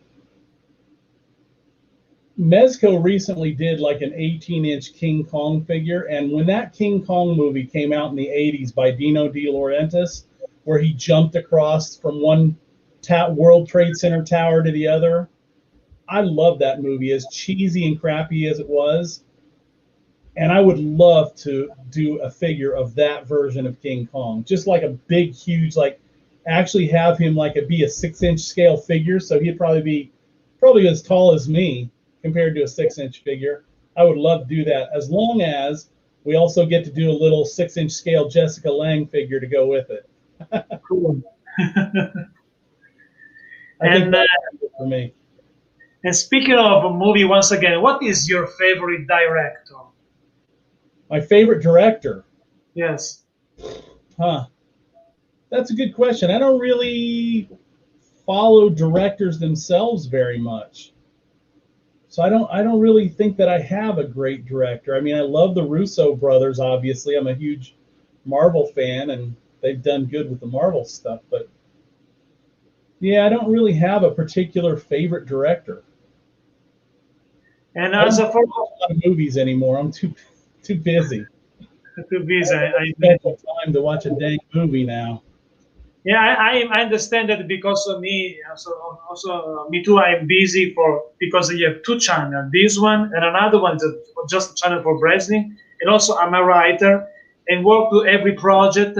It's difficult to have a time to watch a movie, a complete movie. Therefore, I start to rewatch an old cartoon from the 80s. I restart to watch every Master of the Universe, She-Ra, and later Bravestar, and Ghostbusters, and now Transformers. It's like you worked also with Transformers in the past. With what in the past? With the Transformers franchise. The Oh, Transformers. No, we have not worked with the Transformers so far. Wait a minute. Wait, Super 7 revealed that they're doing Transformers, right? Yes. Oh, okay. Then I can talk about that. Yeah, we did those. Yes, because they I couldn't remember if they revealed those yet or not. Yeah, we're doing Transformers for Super 7. They don't actually transform, and they're very much based in their like it's if a Transformers figure, no matter from what era it was done in the animation style. That's what we're doing for them. Yes, they start now the Ultimates figure. Start Yes. They launched the first wave with I remember the Optimus Prime surfing and many funny stuff. The accessories, many accessories for this figure. I remember the Optimus Prime version with the surf stuff and the stuff that never made before. Just another cool idea of Super 7 to go in a franchise but with something new. It's crazy. They don't have any. They don't see Super 7 doesn't seem to have any sort of fear at creating whatever they want. I mean, this is a toy line that's been done by Hasbro for decades now, and they've nonstop, and they're doing a fantastic job with them. And Super 7 says, we want to do that too, so they're doing it. And I'm like, all right, let's do this. They are awesome. Fearless. I like this philosophy. I like so much. Yeah, it's a fun toy line to work on. I mean, it's a little different than anything we've ever tackled. We've done some robotic characters, obviously, in the past, and some mech type characters, but never like full waves of big robotic mech type characters. So it's cool. It's a challenge for us. Awesome. And finding a way to like articulate them in the kind of ultimate style where they've got really nice articulation without going too far with it, then I mean it's a challenge to do those. I like doing them. Also, and with Super 7 you worked also with the Thundercats line. Yep. We're still doing Thundercats. We're just now wrapping up Wave 5, I believe. Yeah, Wave 5, getting ready to jump into Wave 6. I can't tell who's in Wave 5 yet, though. And I understand that. But therefore, you worked also with the Thunder Tank project. Yeah, we did the Thunder Tank. Again, that was Joe Amaro sculpted that for us. We had to do some tweaks when it got back to the studio and everything, but he did a tremendous job on that thing. Unbelievable. Also because Brian Flynn told me the big difficult situation to create a vehicles. It's not easy to create a vehicles. No, because it has a lot of moving parts that have to, this thing has to actually roll and parts have to move and stuff. And the character scale has to be just right to be able to get them to fit in right. And there's some aspects of that thing that they haven't even revealed yet, like the gun actually comes up and goes back down, or it pops out completely to make more room for the characters. The two seats in front, not in the front, but like in the cargo area, there's the back bench seat, and there's the two smaller seats in front. Those rotate around, and there's a lot of little aspects of it that people haven't even seen yet. And yeah, that's engineering something like that and then producing something like that. People might not get it, but that's tougher than a playset. Playset, you've usually got one big giant block and then maybe a couple doors that open, a couple minor action features, but that's it. A vehicle is much more intense to produce. I see Trey Huey said, hey, Cornboy. Hey, Trey. And somebody else up here said, hey, too. Yes. Oh, Benjamin. Hey, Benjamin. Also, Trey Huey. Hey, Cornboy. There is some comments. Yes. Yes, I believe it was Benjamin, because Benjamin Foster says, yep. Hey, Eric. There is many comments. Maybe I put some comments during the conversation. These guys, Damian again says, Leeds is my favorite ever 80s character. Slide is probably one of my top Thundercats characters too. He's one of those big, boxy, beefy characters like I like. And, you know, Eric Treadaway sculpted that. And that's like when we started doing Thundercats, that character was the one he said, when we start doing Thundercats, I'm going to push for that in every single wave because I want to sculpt that guy. He wanted to sculpt all the mutants, and he has so far. But when he finally got the chance to sculpt Sly, that's like one of his all-time favorites, and mine too. He was super excited to do it, and I was so happy with the way that thing came out. It came out beautiful. I can't wait to see it, you know, in toy form, fully articulated. I can't wait to see that. Awesome. And what is the feelings when you get your figure that you created in toy form? In general, when you receive the final toy of your figure, what is your feelings? Back when we were working at McFarlane Toys, we did everything at 2-up, which means it was going to be twice as large when we did the prototype as when we got it back in 6-inch scale, whatever it was. So when they would come back, you know, a lot of times you would see stuff that, like, some detail that was like missing or kind of got like glossed over or kind of like just a little bit muddy, and it wasn't as clean as you had hoped it'd be, you know. But when we went over to Mattel, they have been doing this for decades and decades. And when we sent the Beastman prototype in particular over to him, he had this fur loincloth that had a lot of fur detail in it. And we were looking at each other when we sent that going, this is going to come back looking like crap. It came back, and the one we sent him was a 2-up figure. And when it came back down on its little 6-inch scale, all the detail in that little loincloth was all there, like to exact detail the way we had done it. And we were so impressed and excited by that. And the test shots that they would send us back would be in all different kinds of crazy colors, because they would just run any plastic that they had through the molds at that time to put this figure together to send back over to us and to send back to Mattel, so we could look at it and see if there were any defects or anything that still needed to be worked out until they went into mass production. And when we got that figure back, it was like, oh my gosh, that was a reward, just getting that figure and being able to look at all that fur detail all over Beastman and all over his loincloth and stuff, and every hair was in place. We were just blown away. And still today, you know, even though we sculpt things 1-to-1 now because we do them digitally, we don't have to do them at 2-up. We sculpt things 1-to-1. We see them on a screen, and we print them out, 3D print them at the studio and look at them and stuff. And they're cool, but nothing is as cool as seeing something that you sent to factory in prototype form come back to you, and it's a living, breathing toy that you can play with and, you know, just throw around and have fun with. There's nothing like that. I mean, it just, every single time it brings the kid out in me again. Awesome. Also, I understand also the feelings for an artist when you receive your art in your hands. Because, for example, when I publish some novel, when the first time that I received my first copy, was a magic moment because finally you understand that your idea become real, goes to the real life. It was a magic moment for an artist that because it's something difficult also to share if you aren't an artist. It's difficult to understand, but as an artist you understand because Yeah, it's like your child again. It's like to become a father or a mother of your opera. very much so. Your image froze up, but I can still hear you. Yeah, very much so. Okay, maybe because the connection, the internet connection. Maybe. In which state do you live? I'm in New Jersey.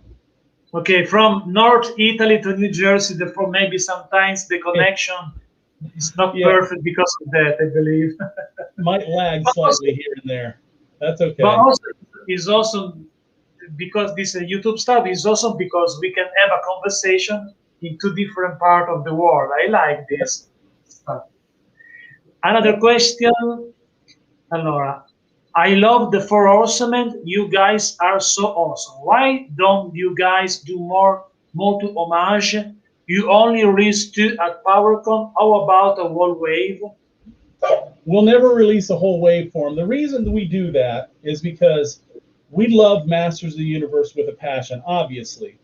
Since we started doing the 2000X line back in, we started in 1999 on it. And I think the first wave was released in 2001, or the first figure or something was released, whatever the case. We've been working on Masters of the Universe for 20 years, nonstop. We did the Masters of the Motu, the 2000X line, did the Masters of the Universe Classics, doing Motu Origins, and we've done stuff here and there in between. We did the Motu Minis. So we were very well entrenched with Masters of the Universe, and we absolutely love that property. And we couldn't be more grateful to Mattel for allowing us the opportunity of not only to work on Masters of the Universe, but also DC Universe Classics and a lot of other projects with them. And they really put us up on a pedestal and promoted us for who we were and had us at conventions doing signings and stuff. And all we ever wanted to do was design toys. We never wanted to be a face of of a toy line or whatever. But it was cool that they were doing that for us. And when we started doing Mythic Legions, we were like, you know what, we're going to go to PowerCon. Let's go and create just take a Mythic Legions figure, swap some parts around, paint it kind of like a Masters of the Universe figure, and release it there at PowerCon and make it like a PowerCon debut figure. And we'll put it in one of our waves too, but it'll debut there at PowerCon, where that's the first place you'll be able to get it. And it makes it special like that. We're not trying to step on Mattel's toes or, trying to take away any of their business. We're really doing it as kind of a thank you and an homage to Masters of the Universe. That being said, we don't want to, anybody at Mattel to think that, oh, these guys are stealing our property. They're using Masters of the Universe to make money. We're not doing that at all. We're doing it as a thank you to where we come from, as a thank you to all the fans who supported us in all the Masters of the Universe endeavors we've done over the years. Because of that, we will never re-release those figures. Once we put them in a wave or put them as a PowerCon debut figure, we'll never re-release those after that, and we'll never release a full wave. We're just sprinkling them here and there as like a thank you. We would love to do something like that someday, but we don't want anybody, we don't want to upset anybody over at Mattel. That's not what we're here for. We love the opportunities they gave us, and that's kind of like a big thank you to them to, allow us to play in their sandbox all these years. Yes, you did along with Mattel awesome stuff, and they created also something a magic years for the Master of the Universe community because in this time there are many Motu fans, and this is a solid community that I love. They like this so much. This a mythology, the Master of the Universe. Therefore, is perfect. Create a Mythic Legions to involve this fan base. Because if you like Master of the Universe, you like also Mythic Legions because the atmosphere, there's something similar a little bit. Yeah. Yeah, And it's a good idea to become free, speaking of the license, also to become creative for something that you love with a fan base that exists also before. Therefore, is a good idea also for that. There is a question, but we talked about that earlier. However, it says, can we talk about Cosmic Legions? I give you the questions, me, because don't worry, Cornboy, when will be the launch of the Cosmic Legion, we'll return to go deep inside in this awesome new line. Yeah, we talked about Cosmic Legions a little bit earlier. We are we are hoping to release do the pre-order sometime this summer, and we should have announcements about that soon. Very cool. Allora, another question. What do you guys draw inspiration from? Everything is so crisp and so well done and well thought out. Thank you so much. I mean, we draw inspiration from everything around us. We've been toy geeks and comic geeks and cartoon geeks our whole lives. And I mean, you can see I have my room here is just full of toys and stuff all around me all the time. I have stacks of comic books over here on the shelves. I have stacks of Hobby Japan books over here. Like everything we read and everything we watch and everything that we play with, we try to absorb, and hopefully it comes out in the work we do. I mean, take inspiration from everything around you as an artist. There's no reason to like focus on one thing. I'm totally agree. I'm totally agree for that. I'm totally agree for that because it's true. For an artist, you get an inspiration for everything. Yeah. Everything could be a part of your art. If you are a designer or a writer or a musician or an actor, everything is an inspiration because you are looks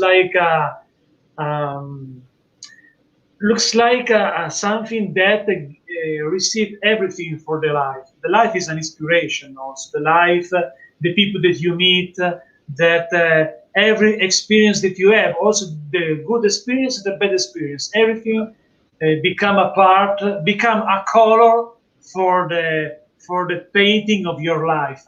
Sure, yeah. And there is another question from Justin. How do you feel that classic was cancelled? Very bummed out. I mean, we love that line. That was our baby. Like we love the 2000X line. You know, we designed that for Mattel and presented it to them, and they liked it. They went in and tweaked it more to their own liking.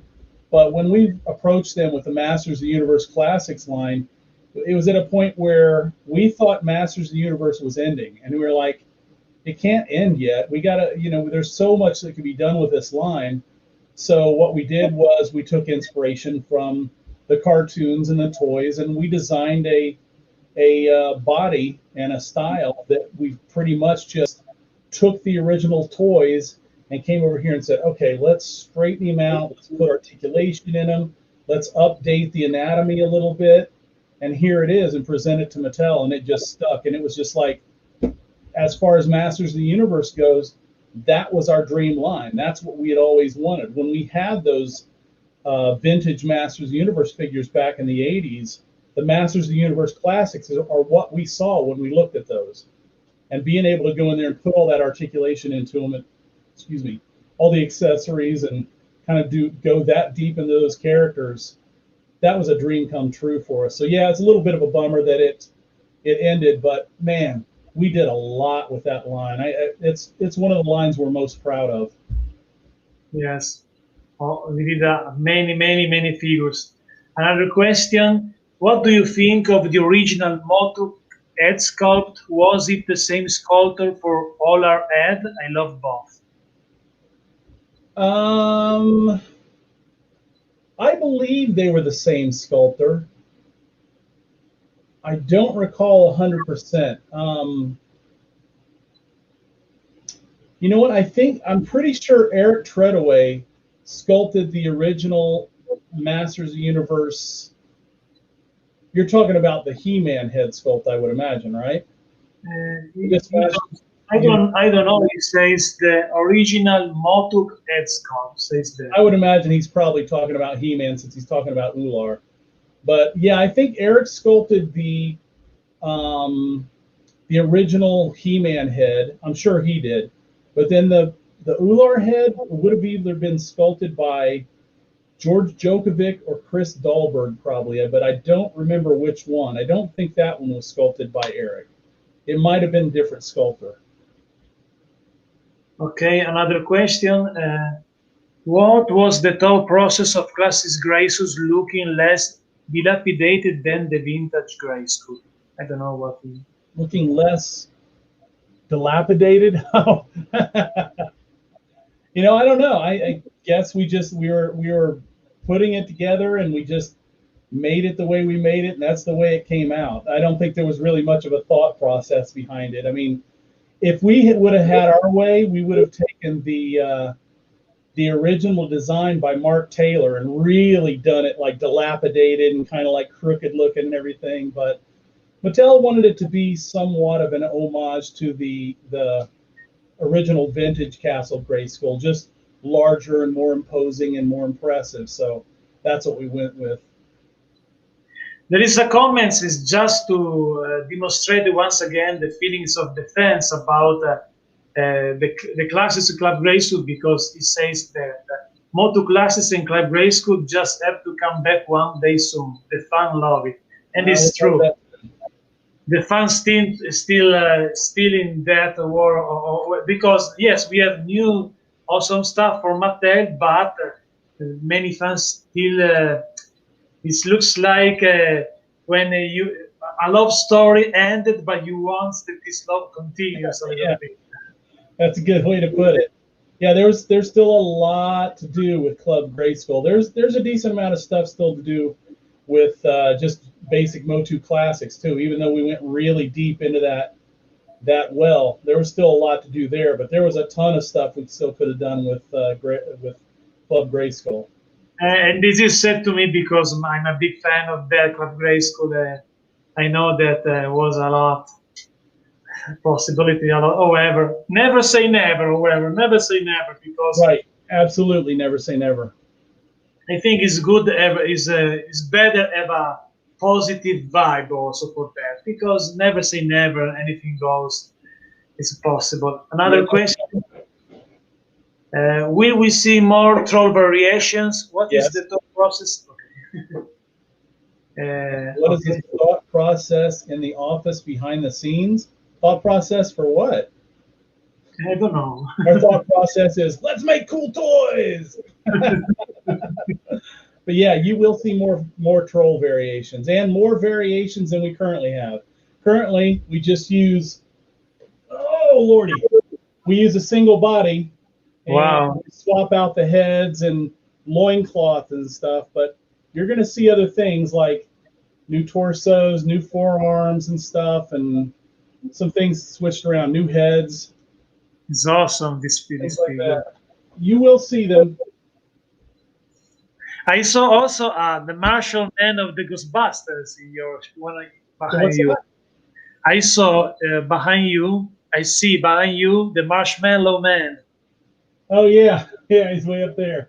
That's the one that Mattel did a few years ago for Ghostbusters. He's the spongy one. Cool. Got him off of, who did I get him from? Got him from somebody. But when I have my full display of Ghostbusters up, he'll be right there with them. Right now, he's kind of up in the corner. Awesome. There. Way back there in the corner. Wow. Those big guys up there too. From cool. 3-0 did. I can't remember the name of the video game now, but I love mechs and I love those things, so I figured I need to get those, so I got them. So cool. How many figures do you have? I don't know. Thousands. I have a whole basement full of tubs that I've recently been going through. Because we're getting ready to move again. So I have been going through tubs and tubs and toys and deciding which ones are going to be donated, which ones are going to be traded or sold, and which ones I'm keeping. So Wow. Trying to pare it down a little bit because I just have, I don't know, I probably have 24 tubs full of action figures downstairs. Wow. A whole room of stuff here. Amazing. A room of Amazing. stuff still at the studio. So yeah. So cool. So cool. We have Yeah, other it'd questions. be cooler if I could display all of it, but I can't. Display all figures is maybe I don't know it's possible. You need another house maybe. I need a warehouse. I need a warehouse Warehouse. just to display all my figures. Yeah. Awesome. There is another question. What do the Four Horsemen do in their spare time? I wish I had spare time now. I don't have spare time much anymore. I mean, things are lightening up a little bit. Right now, most of the stuff that I do at the studio is project management. Like I have a lot of sculptors that I oversee now rather than doing any of the fabrication and stuff myself. I do some of the design work and then send the designs off to them for some of the Super 7 stuff we're working on or Mythic Legions accessories and things like that. But a lot of the stuff I do is managing those sculptors and going back and forth with them on revisions and changes. And to get the things looking, Four Horsemen like stuff that we would approve of. And that was taking up every little bit of my time. I had no free time whatsoever. And then we've recently brought in George Gaspar, who worked at Gentle Giant for a long time and then started his own couple of toy companies. He had October Toys for a while. Now he has Double G Toys. And he was on the Toy Break podcast. And now he's on Geeks Behind the Counter. And there's another podcast he's doing. Anyway, he's come in and helping me with the project management stuff. So my workload has lightened a little bit, so I've got a little bit more free time now, but still not enough. There's been so much here that I want to do, and I just don't have time to do it. So what do I do in my free time? Sleep. Every once in a while I get to watch a movie or just hang out, but it's not as often as it used to be. It's busier than ever now. In my free time, this crap. in my free time, for example, because I live in a small town near a forest, and therefore we have many nature outside. I made a little trip with my dog. I have a pug, a little dog, and we made a trip because the nature is a good way to relax, Yes. to find yourself, and also because an artist, I believe the work with your talent, with your art, is a strong work because you put inside everything of you in your work. Therefore, sometimes you need to stop, and the nature is a good way to rebuild yourself a little bit because you donate so much of yourself in your creation. Yeah. Yeah, I'm going to enjoy my retirement. I'll never get to retire. I don't know what I'm talking about. I'll never retire. This is my life. It's awesome. I love it. This is my life. It's also to me from my heart. I love so much this because I understand what you mean, and it's awesome that when you wake up in the morning, or to me, I live in the night for maybe because I live in Italy. For example, right now it's 4 a.m. and 20 minutes, but to me it's normal because I usually work in the night. I write in the night. My channel is for US stuff, and therefore I for like that. However, when you start your day and you start with your job that you like and your art, is the better life that you can have in your life in general. You're absolutely right. I wouldn't trade it for the world. Awesome. There is other question. Yes, this one. Are we going to see more beasts for Mythic Legions besides the horse? Yeah, I want a beautiful love story. The love story, I believe, was my consideration for Master of the Universe with collaboration later earlier.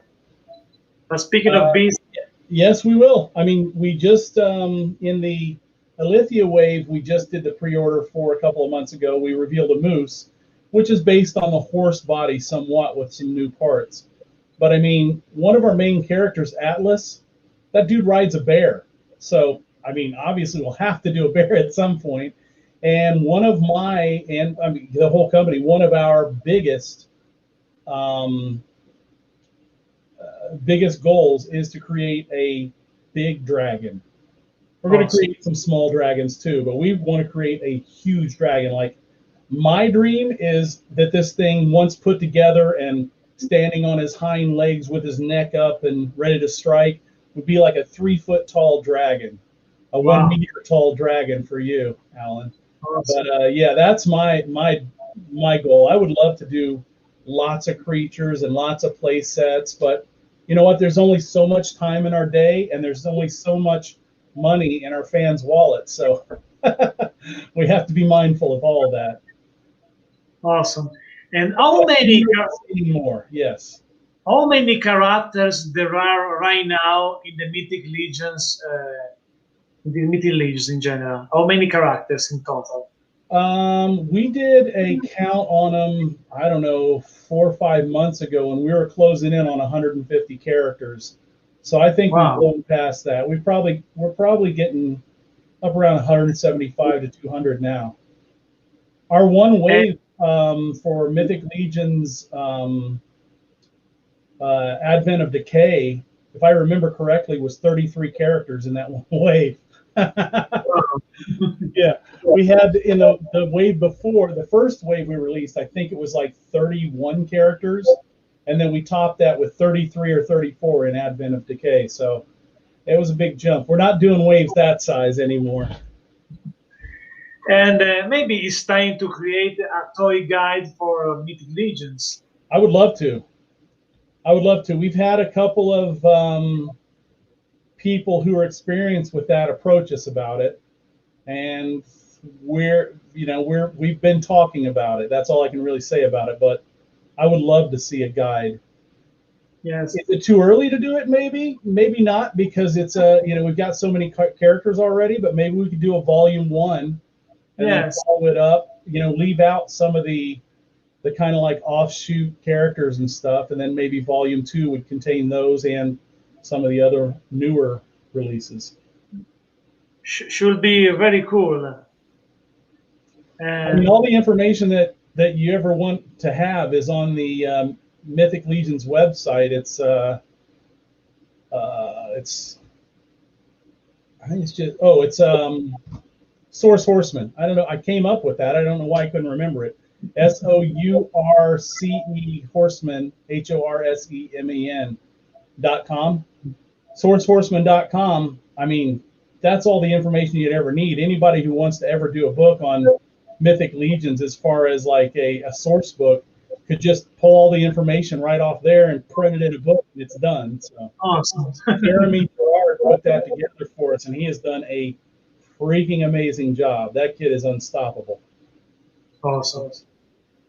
Another question by Demian Ristori again. 20 years next year since MIP 2000 Exchange, we never got another season, or could we? Man, you just made me feel really old reminding me that it's 20 years since Mike Young production stuff. Woo! It has been 20 years, hasn't it? Yeah. I don't know. I mean, that's completely up to Mattel. I would love to see a revamp and relaunch of the Mike Young production stuff. I don't think that'll ever happen. If anything, maybe Motu Classics might, have some chance of coming back or something, but I don't think they'll ever revisit that well with Mike Young Productions, unfortunately. Who knows? Like Alan said earlier, never say never. You never know.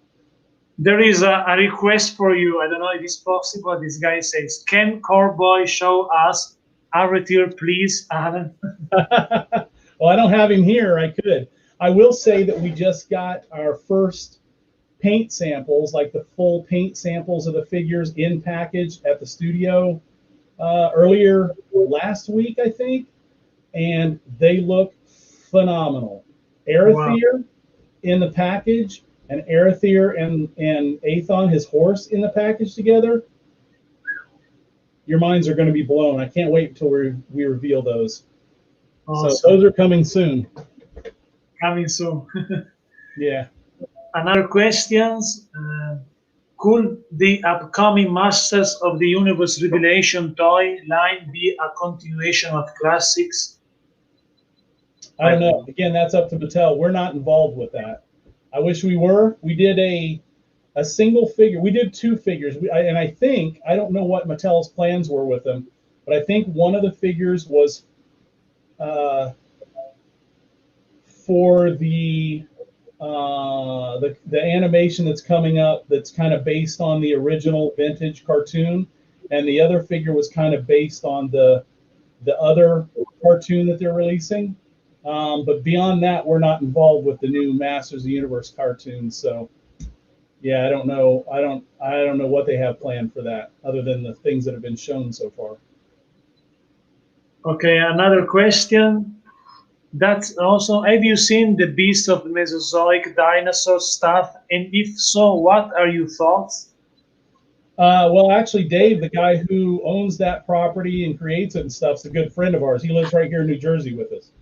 We've seen him a lot. And Dave's a great guy and a tremendous sculptor, tremendous designer. I love them. I think they're fantastic. I actually just gave my niece one of the raptors that he had. I have the full set of those raptors that he did, and I can't wait to get my hands on Triceratops from the upcoming release. And the Tyrannosaurs he's working on now just look fantastic. So I'm a big fan of that stuff. I love it. Actually, I'm a huge dinosaur fan in general. And this guy from Mattel watches over me, sits over here on my side, and makes sure that I do work every day. So Awesome. I'm a dinosaur fan. Me too, especially when I was a kid. I remember when my father did to me some book of the dinosaurs, and I started to collect a figure of dinosaurs. I don't remember which company made this figure because it was too much time ago. But I remember I was a big fan of the dinosaurs as a kid, however. And another question. Do you guys work on the reaction figure for Super 7 or just the Ultimates? We have done some work on the reaction figures, but not much. It's mostly just molding and casting for them. Like, they do a lot of that stuff traditionally sculpted, and then they have sent that stuff to us in the past, the wax figures, and we've done the molds and the castings for them for that. But we're not doing a lot of molding and casting now. We've gone, pretty much all digital. So we don't work on a lot of that stuff. They did a figure recently. I can't remember the name of it. But something happened, and in transit, the wax body got kind of destroyed or lost or something. So we had to recreate that. So we did that body for it. It was some offshoot line, not one of their big popular ones, but one of the more kind of pop culture-ish type things. I didn't remember what it was, but we redid that torso and then molding cast it for them. But that's the only real work we're doing on that stuff. Okay, speaking of the Ultimates of Super 7, you worked also with the Turtles and Conan the Barbarian. Yeah, both awesome. the comic version and the movie versions. Yeah, that's a fun project too, and that's still ongoing. We just finished a couple of characters from that. I don't recall if they've revealed them yet or not, so I can't really talk. I give you the reviews were Tulsa Doom with the snake. Okay. All right, yeah. We did those for them, and those turned out pretty good. A couple of the images that they revealed, they had the soft goods leather tunic on him wrong. Like, they had the straps going under the arms instead of across his chest, but that's an easy fix. You just pull it out and cross them, and it's not a big deal. But those two we just did for them and finalized. And I don't know if they have plans to do any more past that. We're not currently working on any more, but I know they want to. I guess it depends on how well the Thulsa Doom and Conan figures sell this time around, and they'll decide whether they want to move forward with the line. Yes, I believe in that. But and speaking of also the Turtles Ultimates, you did with the Super 7. The what? I'm sorry. The Teenage Mutant Ninja Turtles. Oh yeah, yeah, we're doing the Ninja Turtles too. We're actually, I think we just finished wave 5. Yeah, wave 5 we just wrapped up, and we're starting into wave 6 of those right now. And I can't tell you who's in the wave. I know, because I believe the next reveals maybe would be next month, something like that. But I don't know when the actually day when we release, I don't know. But last time that I made an interview with Brian, told me something like was in February. It says he told me that in 6 weeks about will do a new reveals, however. And there is another question. Are they, speaking of Four Horsemen, involved with Motu Masterverse? Nope, unfortunately, we're not involved with that. We're doing the Motu Origins figures right now, but that's it as far as Masters of the Universe goes. I mean, we would like to be involved with, but in reality, you know, our work with Mattel kind of waned a little bit after doing Masters of the Universe Classics. There was no more Master stuff that we're working on with them. We were doing that all with Super 7. And since then, Super 7 has been providing us with most of our outside work, outside of, you know, our own stuff. And if Mattel wanted us to do that stuff, it might be tough for us to fit it into our schedule now. We're so freaking busy right now with Super 7 stuff. We can handle the Motu Origin stuff, but if they wanted us involved in Mastersverse as much as we'd like to do it, I'm not sure that we could take it on right now. If it was something like a couple months down the road when kind of time will loosen up a little bit, maybe, but right now I'm not sure we could take that on anyway, even if we wanted to. It wouldn't be responsible for us to take it on right now. Speaking of the schedules of your work, every day, how many hours you dedicated to your work? Well, I mean, it depends on the day, but often it's a 12-hour day and sometimes much more. Like today, I had to take a break for a little bit. As I told you earlier, personal thing, my son and his girlfriend have COVID. They just got tested and they have COVID. So they were out of groceries. So I had to run to the grocery. They just got their tests back. So I had to run to the grocery today, get groceries and take it over to them. And so that took up part of my day. So, and now I'm doing this interview here. So I'll probably be working. What time is it? It's 11:30 here now. I'll probably be working till 3 or 4 in the morning. I was planning to go to bed around 2. So it's not too bad. Yeah, it's a long day. And speaking of our interview, when you need to go, tell me, no problem. Eh? Of course. Because to me, I enjoy so much this conversation because it's in general is good when you are an artist. It's very good make conversation with another artist because it's when you feeling something something similar is good. It's a good vibes. Yeah. And some there is a comments that is sorry it were about the COVID. Me too. Oh, thanks. Yeah. I hope there will be maybe just asymptomatic because maybe they are young. Yeah, they're young and they're both really healthy, especially like my son's girlfriend. I mean, she was a track star and she's still really active. So they're both sick, but they're not terribly sick, and I think they're going to be fine. Yes, in general, many also because also in Italy we have the same problem. It's the same problem around the world, and we have many cases every day. But many of that cases are all just asymptomatic of with little symptoms. Therefore, in general, if you are not old with big problem, it's not a big nightmare like for someone. Also because I believe in general the media made a big amplification for that, maybe too much. There's something weird of this stuff, however, because I don't know. Also, there is other problem, healthy problem, and maybe this healthy problem will be put away for that is no good. However, because of this situation, I think in general, but especially in those days, these weird days, that many people has fear It's also maybe they start also make an act with someone could be a problem and stuff like that. The rules for the artist is most important because we give an escape to stay better to everyone. And collective toys is something like another stuff like that because you created something magic for the people. And when I receive a figure, a play set, I forget everything. And this is the same things for everybody that love toys. You receive your figures, you become happy, and this is so important to also for your health. Still happy, also give you a better health because it's important as stay with a good vibe inside of you. Also to be healthy also because sometimes the psychology stuff is you have a bad problem inside of you, bad feelings, maybe you become sick than another one. And therefore, creating toys is a good medicine for the people. Yes.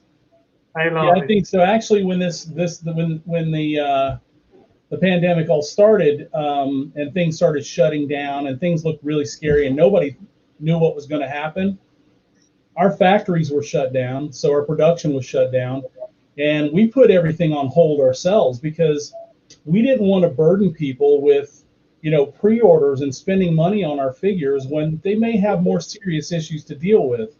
We realized, throughout the summer and into the fall that wasn't really all that necessary. People were at home and they were spending money on things that, like you said, kind of bring them comfort and make them, kind of take them away from all the crap that's going on around them right now. So maybe it wasn't necessary for us to put everything on hold and but it was really just because we wanted to consider, what was going on with our fandom and, how they were going to be able to handle, the whole world around them, much less us trying to sell them toys. So, Yes.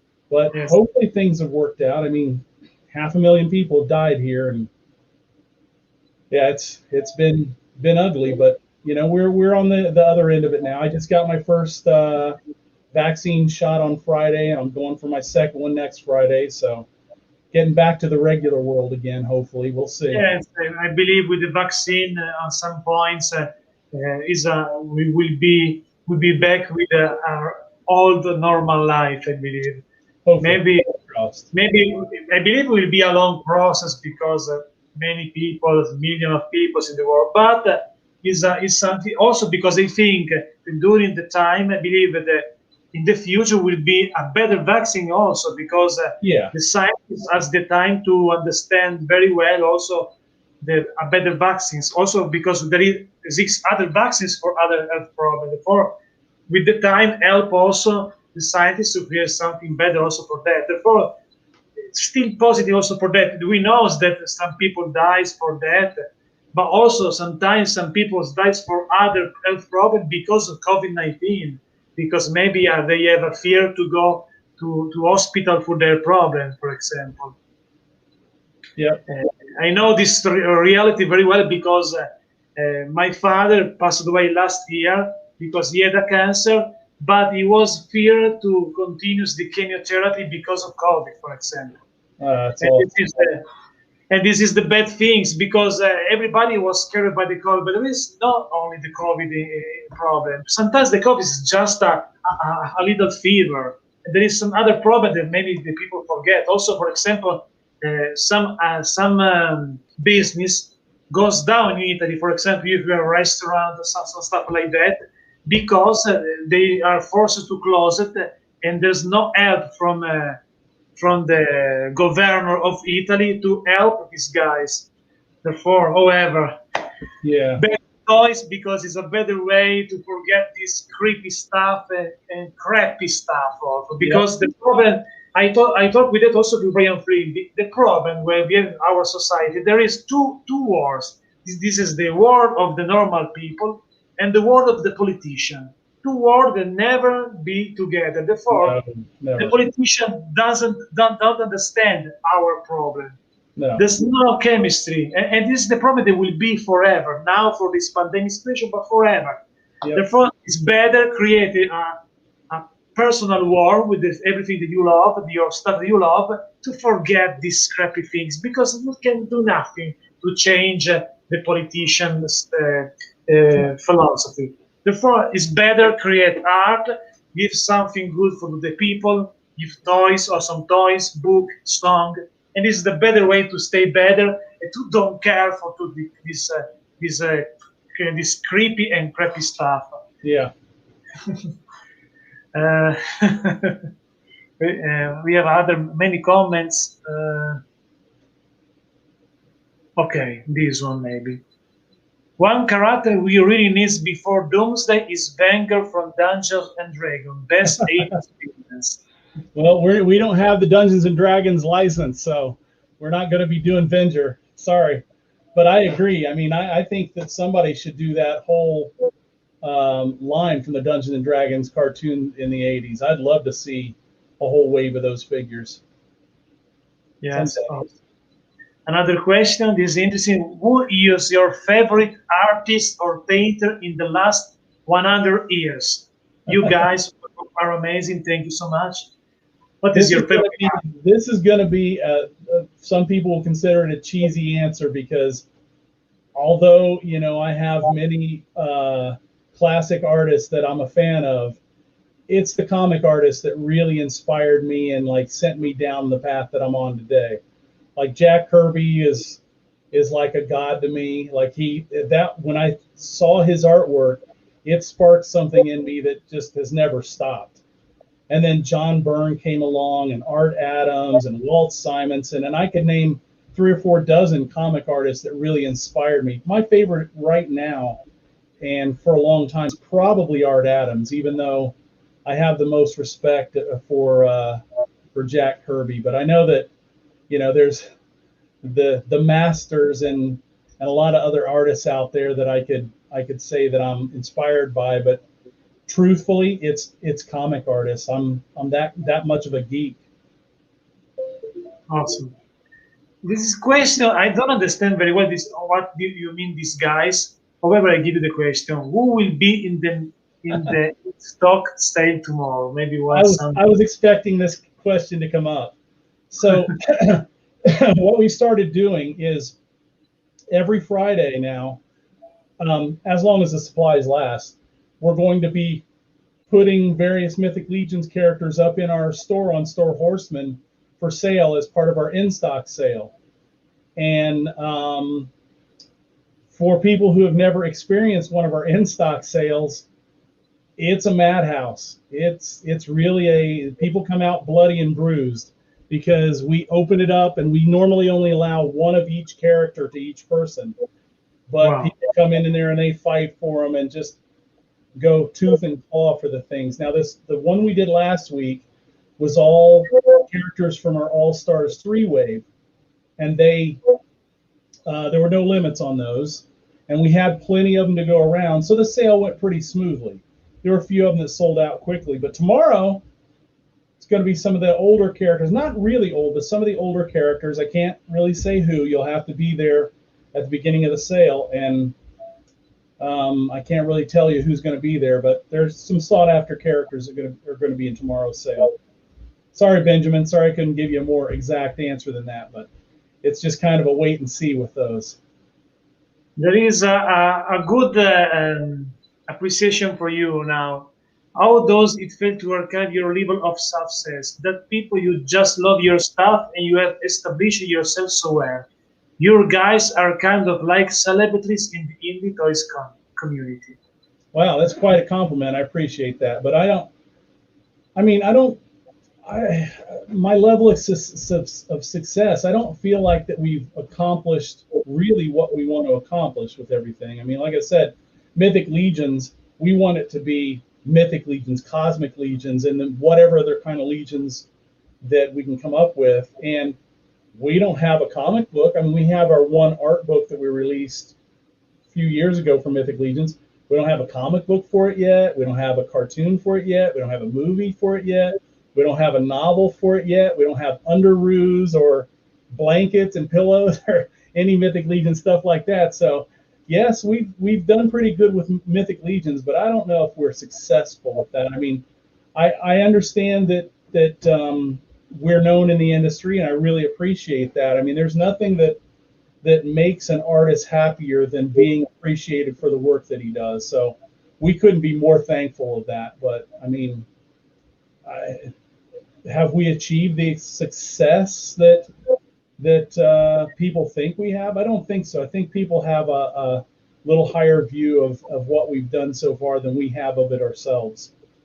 And I mean, I think it maybe that kind of speaks to our we still love what we do, and we still want to do lots and lots and lots more. So successful, I don't know about successful, but I'm glad that we're appreciated for what we do. Awesome.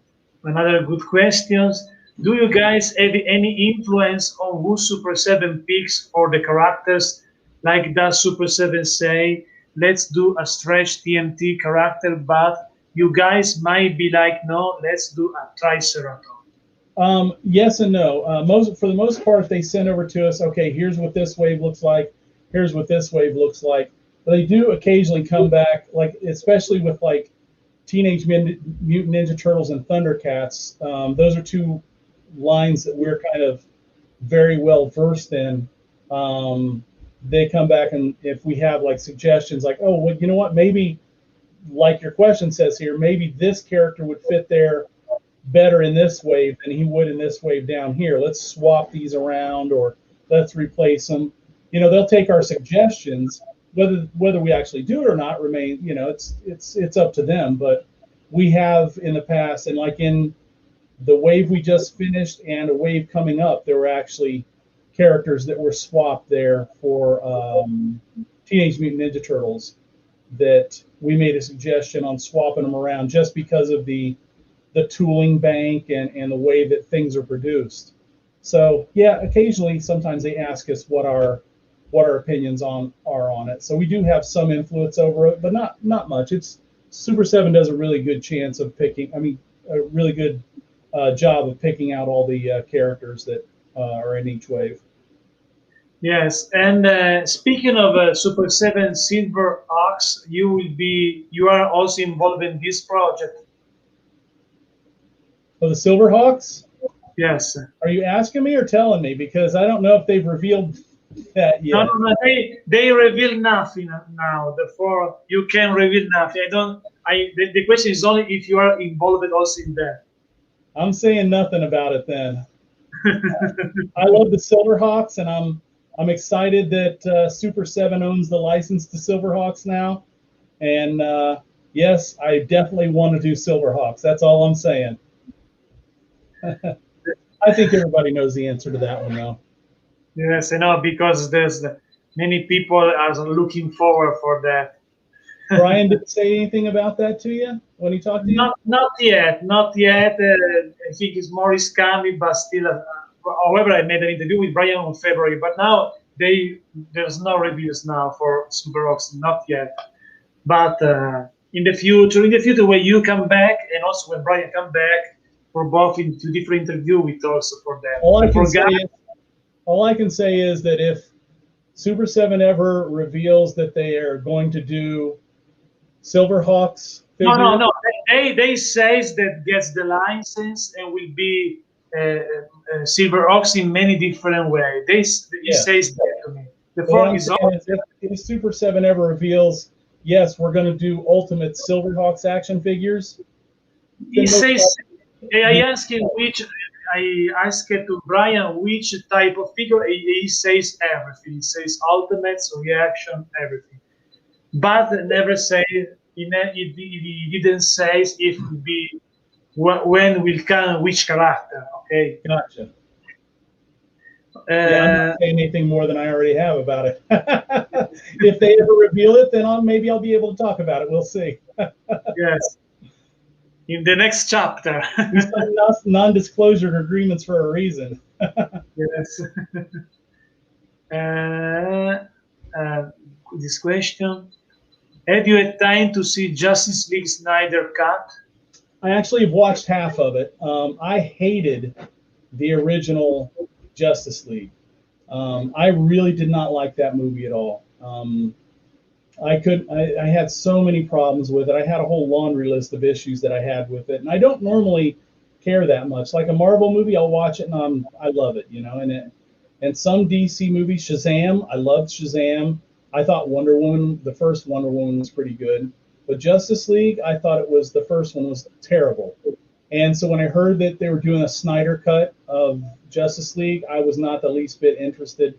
Then I started seeing more and more footage, and I thought, maybe I'll check it out. So I have gone through, and I think I've gotten through about half of it, and it's not bad.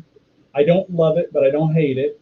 And the parts that I had the biggest problems with in the original release were closer to the end of the movie, so I haven't gotten to those parts yet. But I'm hoping that Snyder came back in and fixed things. So we'll see. Right now, I don't hate it, but I don't love it. It's good. It's okay so far. I don't have a problem with it yet.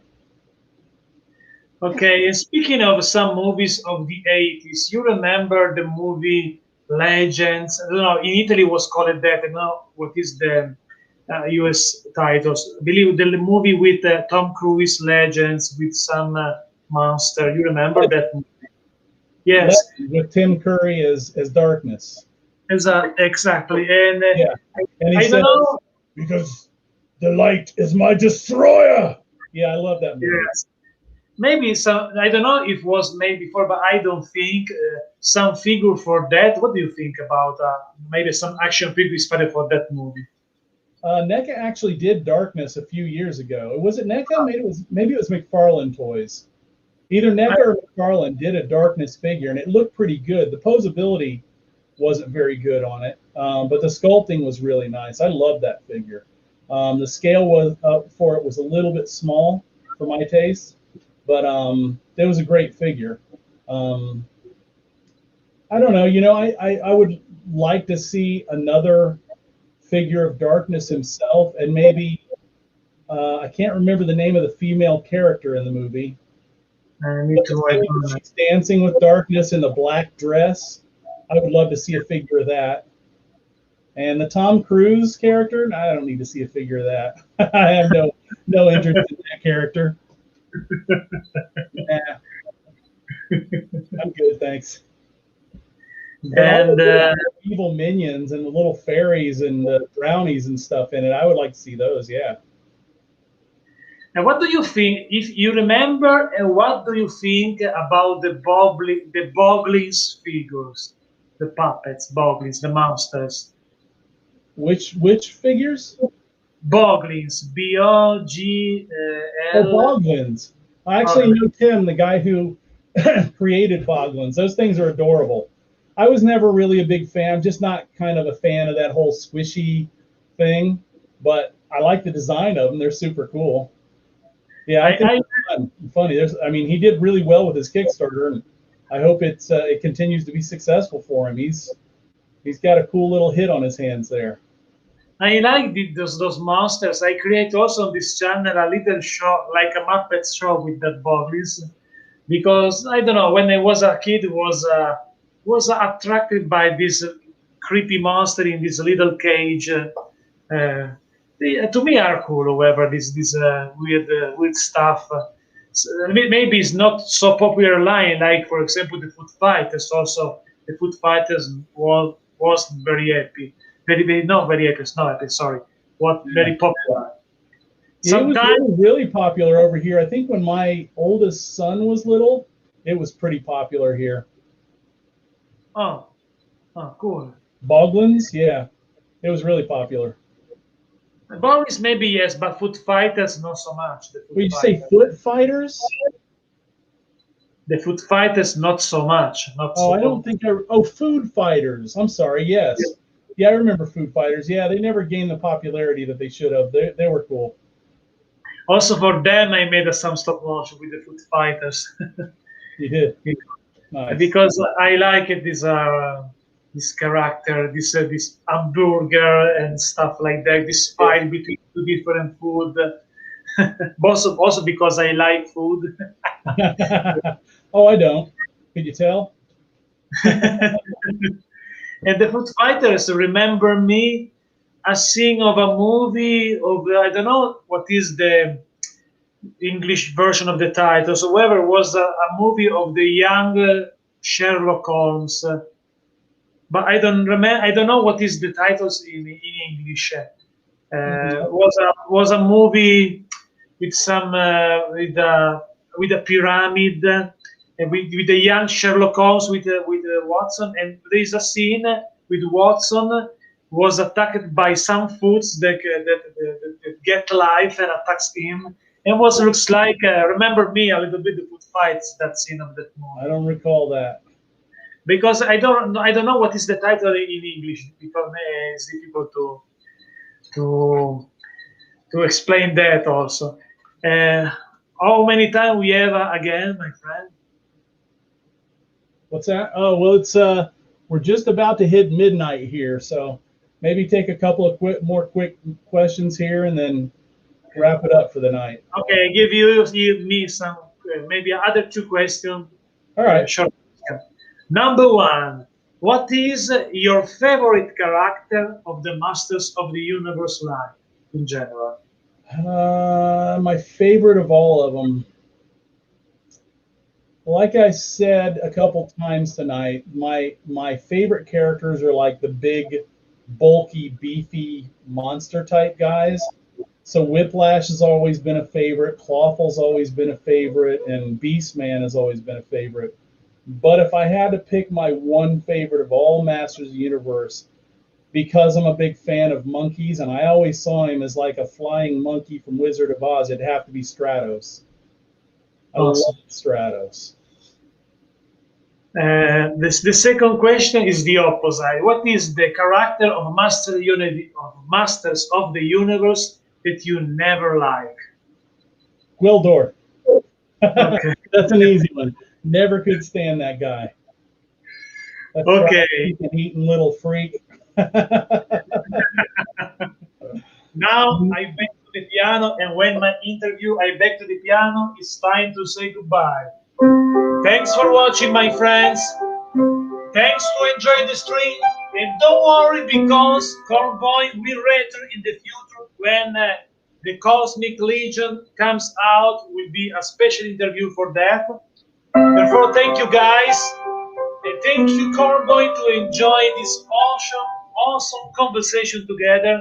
You are a real artist. I love your work and your philosophy to work because you still authentic. You still fan inside your work is perfect to me. Thank you very much, Alan. I appreciate it. Thank you so much. Thank you, guys. See you next time. So long, everybody.